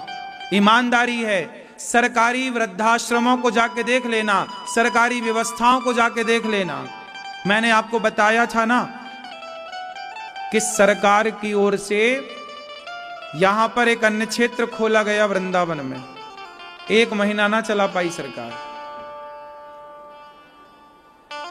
और ये गौरी गोपाल में अन्न क्षेत्र 5 साल से चल रहा है, कोरोना काल से। तो इसलिए मेरी मां, क्योंकि करने वाला ईमानदार है तो करेगा, और करने वाला ही बेईमान हो जाएगा तो कुछ ना हो पाएगा। तो ये ईमानदारी का प्रमाण है कि गौरी गोपाल में जितनी सेवाएं चल रही हैं, इतनी सेवाएं आप आके देख भी नहीं पाते। यहां इतनी सारी माताएं हैं कि सभी माताओं का आप दर्शन भी नहीं कर पाते। यहां घूमने के लिए आपको कम से कम 2 से 3 घंटे का समय चाहिए, तब आप यहां की बारीकी को देख पाओगे। आप आए 10 मिनट में देख के चले गए, 10 मिनट में आप कुछ नहीं देख पाते। आपको समझने के लिए यहां की सेवाएं सोचिए। जबकि मैं बहुत ज्यादा पढ़ा लिखा नहीं हूं, लेकिन गौरी गोपाल आश्रम की सभी सेवाएं देखो सुव्यवस्थित चल रही हैं। समय से अपना सब काम चल रहा है, समय से अन्य, मैं यहां बैठा हूं फिर भी वहां पे अन्न क्षेत्र बट रहा है, रसोई बट रही है, साधु संतों को भोजन समय से बटता, समय से सेवाएं चलती हैं, टाइम टू टाइम काम होता है, समय से काम होता है। क्यों होता है? क्योंकि ईमानदार हैं। जहां बेईमानी होती है वहां व्यक्ति का स्वार्थ होता है, और जहां स्वार्थ होता है, स्वार्थी व्यक्ति ईमानदार हो ही नहीं सकता। इसलिए अपना निज स्वार्थ छोड़ करके हम देश के लिए, समाज के लिए सोचेंगे, तब ईमानदार बनेंगे। ईमानदार वही होगा जो सबके लिए सोचता होगा। जो अपने लिए सोचा वो स्वार्थी है, वो ईमानदार नहीं हो सकता। अपने लिए सोचता है, इसलिए तो आदमी दूसरों का पैसा ले लेता है। आपको मैं बताऊं, मैं कभी किसी से 1 रुपए उधार नहीं लेता। यदि मैंने कभी बैंक से लोन लिया तो मैं जल्दी उसे चुकाने की कोशिश करता हूं। मैंने कभी जरूरत पड़ने पर कभी 1,50,000 रुपया किसी से लेना पड़े तो तुरंत मैं 10 दिन के भीतर देता हूं। भैया तेरा पैसा लेके मैं मर गया तो इसलिए पहले तू पकड़। मैं 1 रुपया किसी का बेईमानी का या उधार भी नहीं लेता। मैं नमक रोटी खा लेता हूं पर मैं उधारी से बचता हूं। मुझे लगता है कि भैया जो है नमक रोटी से गुजारा कर लूं पर उधारी ना लूं। उधार कर्जा खा के मरना सबसे बड़ा पाप है। किसी का पैसा आपने खा लिया और आपने चुकाया नहीं और आप मर गए तो अगला जन्म आपको लेना पड़ेगा, कुत्ता बन के आकर के उसके घर का उसका पैसा चुकाना पड़ेगा। तो अगला जन्म कुत्ता बनना है तो कर्जा खा के मरो। कई लोग तो आज ऐसे हैं खा के मर जाते हैं, देते ही नहीं। यही ईमानदारी है मेरी मां। हमने बचपन से यही सीखा है। हमारी पूंजी हमारे संस्कार ही हैं, हमारा स्वभाव ही हमारी पूंजी है। 1 रुपए नहीं खाते किसी का। पैसा ईमानदारी से लेते हैं। आप देते हैं कि अन्न क्षेत्र बंटवाओ, हमारी ओर से बंटवा देते हैं। लो भैया आप आओ, अपनी आंखों से देख लो। ये हमारी मैया ने आज बोला कि हमें रसगुल्ले बंटवाने हैं, गुलाब जामुन बंटवानी है बच्चों को और यहाँ सबको। मैया ने आई खुद अपने हाथ से बांटी, देख के संतुष्टि मिली, अपने हाथ से बांट लिया। जो आपको बंटवाना है खुद आओ बंटवाओ, बन जाएगा आपके नाम का। यहाँ पे आप देख लो, अपने हाथ से बांटो। ठीक है मेरी माँ, ये पारदर्शिता है यहां। बेईमानी हम क्यों करें किसी से? बेईमानी करते तो आज यहां बैठ के आपके सामने इतनी बातें ना कर पाते। क्यों जी? बेईमानी आदमी की महीना भर चलती है, 2 महीने चलती है, साल भर चलती है। बेईमानी आदमी केवल साल भर चलाएगा, पर ईमानदारी सदा चलती है। इसलिए हम कहते हैं 2 पैसे कम कमाओ, नमक रोटी खाओ, पर ईमानदारी से चलो, बेईमानी ना करो। किसी का 1 रुपया ना खाना, लिया है ईमानदारी से दे दो। भैया तुम रखो अपना। मैंने एक बार बचपन में, ये देखो, ये तो मेरे को अक्ल अब आई ना, लेकिन जब मैं छोटा था, मैं अपने छोटे का एक वाक्य आपको बताता हूं। पहले 1-2 बार मैंने ये वाक्य बताया, आज जरा सा मैं बता दूं। जब मैं छोटा था, जब मेरी उम्र 14 साल की थी, 13-14 मतलब 12-13-14 साल, ये साल का टाइम था। जब मैं 12 साल का था, 13 और 14 साल का था, तब ना हमारे पिताजी और हमारे दादाजी, हम लोग बहुत गरीब परिवार से थे। आपको बताया कि हम भीख मांगते थे, पैसे तो होते ही नहीं थे। कभी हमारे दादाजी हमें चवन्नी देते थे, चवन्नी चलती थी हमारे टाइम पे, 25 पैसा। तो हम जाते और 25 पैसे की गोलियां मिल जाती, 25 पैसे की 25 गोलियां मिलती, मीठी वाली संतरे वाली। 1 रुपया की 20 मिलती थी, क्या 100 मिलती थी। पंजी की 1 मिलती थी, हाँ नहीं 100 मिलती थी। पंजी की 1 5 पैसे, हाँ 20 ही मिलती, फिर ठीक कह रहे हो, 20 पंचे 100। तो 20 गोलियां मिलती थी, तो चवन्नी की 5 गोलियां मिलती थी। तो हम कुछ वो उस जमाने में अलग प्रकार की मिठाई आती थी, तो वो मिठाई आई दुकान में, तो वो खा रहा था। हमारा भी वो मिठाई खाने का मन हुआ, तो हमने सोचा पैसे तो है नहीं, क्या करें। मांगे पिताजी से, दादाजी से, नहीं मिला। तो हमने क्या किया, पीपल, हमारे गांव के पास ना पीपल था। तो आपको पता है, पीपल के पास ना लोग जब कोई मर जाता था तो पीपल के पास वो घड़े में पानी भर के और फिर वहां पे उनका 13वां के पहले एक क्रिया होती है, तो वो वहां पे होता है। तो वहां पीपल के पास ना कुछ 1-2 रुपए चढ़ाते भी हैं लोग। तो मैंने देखा कि वहां पीपल के पास में वहां गया, तो वहां पे ना 2 रुपए मुझे दिखाई पड़े। तो मैंने वो 2 रुपए उठाए और पीपल की जड़ के पास उन्हें छिपा दिया कि ये पीपल के पैसे हैं। ये पैसे किसके हैं? पीपल के पैसे हैं। मैंने छिपा दिया और हम रोज ना पीपल की परिक्रमा लगाते थे और पीपल को जल, हमारे पिताजी पीपल की पूजा करते थे।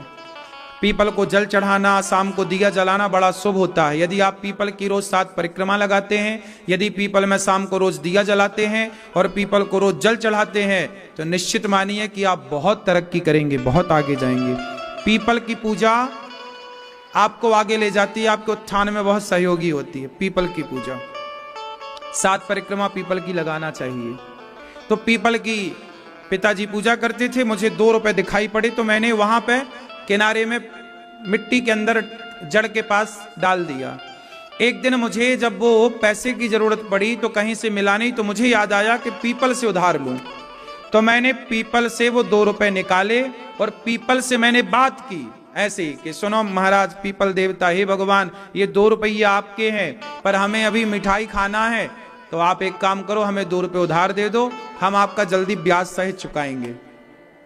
तो मैं 2 रुपए लेके गया, मिठाई इत्यादि खाया, और फिर एक दिन मुझे दादाजी ने कुछ पैसे दिए, तो 2 रुपए दिए, तो फिर मैंने 25 पैसे उसमें और ऐड करके 2 रुपए 25 पैसे ब्याज सहित मैंने पीपल को वापस किए।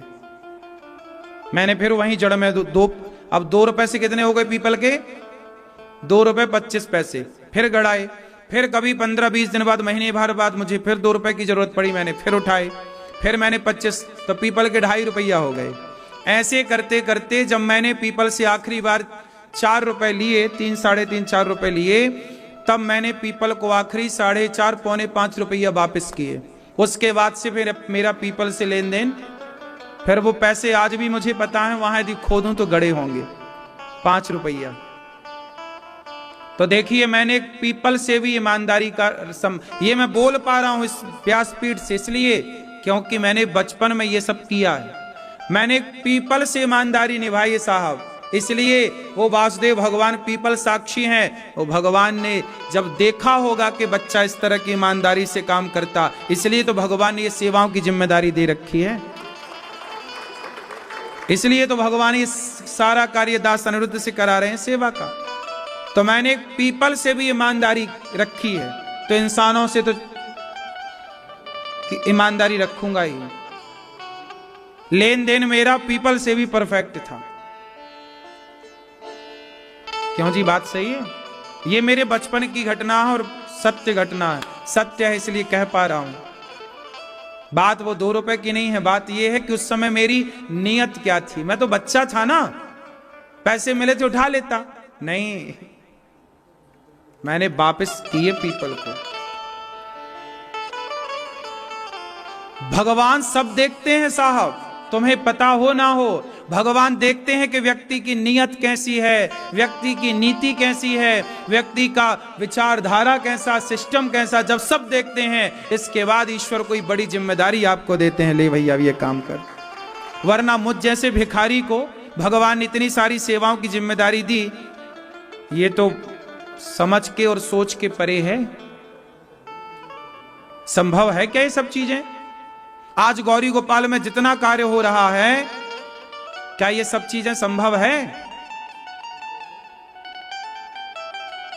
सवेरे से शाम तक देखो अन्न क्षेत्र खुला है, लोग खा रहे हैं। कितना बड़ा आदमी हो, धन्ना सेठ हो, एक दिन भंडारा करता है, 2 दिन भंडारा करता है, 4 दिन भंडारा करता है, रेगुलर कहीं नहीं चलता। लेकिन गौरी गोपाल में 12 महीने रेगुलर चल रहा है। क्यों चल रहा है? क्योंकि भगवान चला रहे हैं, क्योंकि भगवान ने ये दास अनिरुद्ध को इस काम के लिए चुना है। और मुझे बचपन से भगवान ने परखा है। अब मुझे पता चलता है कि भगवान ये सब बुद्धि क्यों आई और क्यों हुआ। अब लगता है कि भगवान ने बचपन से कसौटी में कसते हुए देखा ना कि बच्चा कैसा है। जब भगवान जीवन में कष्ट देते हैं ना, तकलीफ देते हैं, और व्यक्ति उस कष्ट तकलीफ को सहता है और ईमानदारी फिर भी नहीं छोड़ता, तब भगवान अपनी कसौटी में उसे खरा उतार के देख लेते हैं कि भाई ये आदमी ठीक है। तब व्यक्ति का उत्थान होता है। ईमानदारी सदा काम आएगी मेरी मां, बेईमानी कितने दिन चलेगी। किया तो था दुर्योधन ने बेईमानी, पांडवों का धन हड़प लिया, सर्वनाश हो गया कि नहीं? इसलिए ईमानदार रहो, बेईमान ना रहो।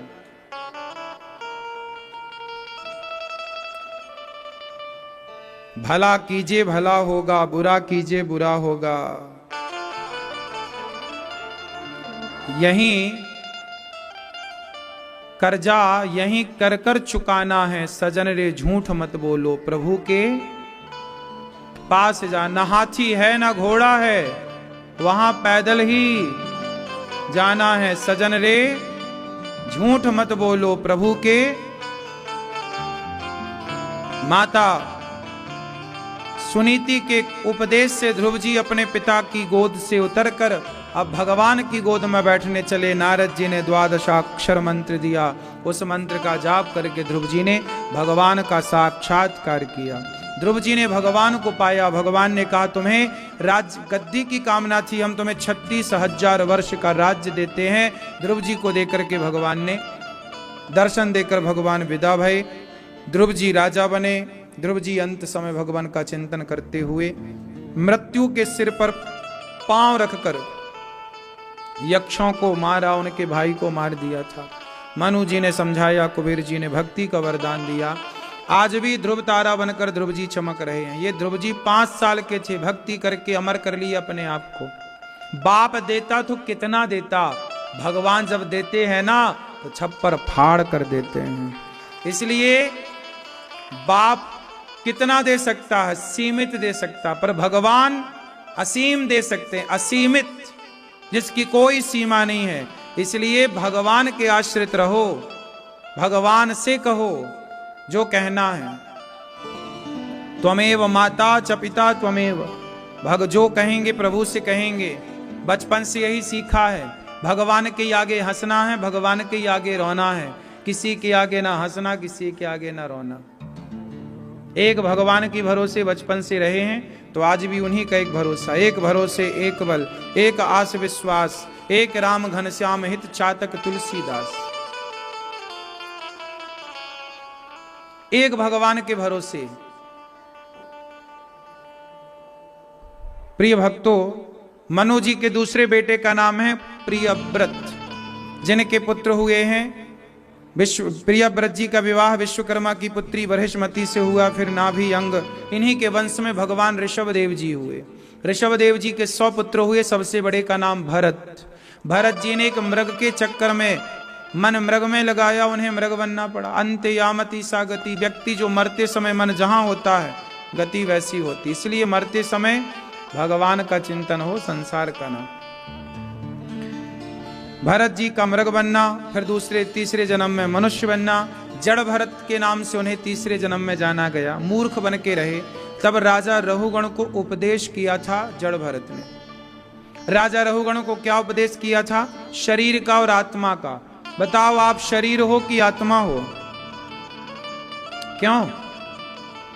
आत्मा और शरीर ये एक ही हैं कि अलग अलग हैं? क्यों मैया? आत्मा अलग है और शरीर कैसे अलग है? जैसे मोबाइल अलग है और सिम कार्ड अलग है, उसी तरह शरीर मोबाइल की तरह है, आत्मा सिम। अच्छा, आत्मा होती है कि नहीं होती? आत्मा जैसी कोई सत्ता है इस जगत में कि नहीं है? हैं? आत्मा क्या है? साइंस उसे एनर्जी कहता है, आध्यात्म से आत्मा कहता है, उसी को एनर्जी कहता है। जैसे शरीर है हमारा, शरीर क्या है? 5 चीजों से मिलकर बना है। शरीर तो जड़ है। जब आदमी मरता है तो मुर्दे के पास भी तो सब कुछ होता है, सिर्फ आत्मा नहीं होती। आत्मा चली गई तो आदमी मर गया, लोग ले जाके जला देते हैं। तो आत्मा है तब तक आप हैं, आत्मा नहीं तो आप माटी बन जाते हैं, जला दिया जाता है। अब ये बताओ कि जो आत्मा है वो आत्मा हमारे भीतर है तब तक तो हम हैं। आत्मा निकल गई तो आदमी मर गया। वो आत्मा कौन है? ईश्वर का अंश है, ईश्वर अंश, जीव अविनाशी। अच्छा, वो आत्मा का स्वरूप क्या है? आओ जरा ये जान लेते हैं। आत्मा शरीर में कैसे काम करती है, कैसे शरीर में काम करती है? आओ जरा आत्मा कैसे काम करती है, जरा आत्मा के बारे में जाने। देखो, जैसे आपके घर में बिजली काम करती है। बिजली, आपने यदि हीटर का प्लग लगाया तो हीटर कमरे को गर्म कर देता है। एसी का प्लग लगा दिया तो एसी कमरे को ठंडा कर देती। अब ये बताओ कि बिजली से हीटर भी चलता है, बिजली से एसी भी चलती है। ये बताओ कि बिजली गर्म है कि ठंडी है? बिजली गर्म होती है कि ठंडी होती है? बोलो। ना तो बिजली गर्म है ना तो बिजली ठंडी। बिजली का काम है पावर देना, एनर्जी देना। अब उस एनर्जी को आपने हीटर के रूप में यूज किया कि एसी के रूप में यूज किया कि टीवी के रूप में यूज किया कि वॉशिंग मशीन के रूप में यूज किया? आपको बिजली एनर्जी दे रही। उसी तरह हमारे भीतर आत्मा एक एनर्जी है जो हमारी आंखों को ताकत दे रही है देखने की। आत्मा है तो आंखें देख पाएंगी, कान को सुनने की पावर, हाथ को उठाने की पावर, पांव को चलने की पावर, दिल को धड़कने की पावर। शरीर में जितनी भी क्रियाएं चल रही हैं, सेल्स बन रहे हैं, बिगड़ रहे हैं, जो भी आपके शरीर की एक्टिविटी हो रही है, वो सारी एक्टिविटी क्यों हो रही है? क्योंकि आपके भीतर आत्मा मतलब ईश्वर की वो पावर है, लाइट एनर्जी है। और वो ईश्वर, यदि लाइट गोल हो जाए तो ये माइक नहीं चलेगा, ये कैमरा नहीं चलेगा, ये सब पंखा नहीं चलेगा, कूलर नहीं चलेगा। लाइट है तो कूलर भी चलेगा, एसी भी चलेगी, हीटर भी चलेगा। उसी तरह आत्मा है तो आंख देखेगी, कान सुनेगा। और सुनो, कई बार आत्मा होने पर भी आदमी अंधा हो जाता है तो वो सप्लाई बंद हो जाती है। आत्मा उस आंख को पावर देना बंद कर देती है जहां पे सिस्टम बिगड़ जाता है। जैसे आपके घर में एक कमरे में लाइट नहीं आ रही है, बाकी कमरे में लाइट आ रही है ना? 4 एसियां चल रही हैं पर एक एसी नहीं चल रही है, सिस्टम बिगड़ा है। ऐसे ही आपका जो सिस्टम बिगड़ जाता है तो आत्मा वहां से कट कर देती है, एनर्जी देना बंद। आंख से यदि आप गलत चीजें देखो तो आत्मा कहती है कि अब भाई बहुत गलत देख लिया, बस करो। इसलिए आंखों को भगवान के चरणों में लगाना चाहिए, आंखों से भगवान को देखे। आंख, कान भगवान की कथा सुने, हाथ भगवान के भक्तों की सेवा करे, पांव भगवान के द्वार तक चल करके जाए, तब तो शरीर है। लेकिन आपने आंखों से वैश्याओं को देखा, कान से गंदी गंदी बातें सुनी, है ना? पांव से चल के शराब की दुकान गए, हाथ से किसी का गला दबा दिया, किसी का अहित कर दिया, तब आत्मा कहती कि ये तो मेरी पावर का मिसयूज कर रहा है। तो आत्मा का काम है पावर देना सबको, चाहे आप उस पावर का सदुपयोग करें या तो दुरुपयोग करें, वो आपके स्वभाव में है। तो आत्मा कौन है? ईश्वर का स्वरूप। आत्मा कहां से संचालित हो रही है? ईश्वर। एक पावर हाउस, वहां से पूरे गांव में बिजली सप्लाई हो रही है। उसी तरह एक परमात्मा से प्रत्येक जीव, चींटी, हाथी, घोड़ा, पशु, पक्षी, उड़ने वाले, जलचर, थलचर, नभचर, नाना सब प्रकार को पावर कहां से मिल रहा है? ईश्वर से। वही एक ईश्वर सबको पावर दे रहा, जिसे आत्मा कहते हैं। इसलिए जब तक आत्मा है तब तक परमात्मा का भजन कर लो। उस आत्मा के रहते ईश्वर को जान लो, वरना आत्मा निकल जाएगी तो वे जान ना पाओगे, फिर खत्म। समय रहते काम कर लो। भरत जी ने दिव्य ज्ञान पाया, रहुगण ने दिव्य ज्ञान पाया भरत जी से। इसके बाद दोनों भगवत धाम गए। 28 प्रकार के नरकों का वर्णन किया गया है।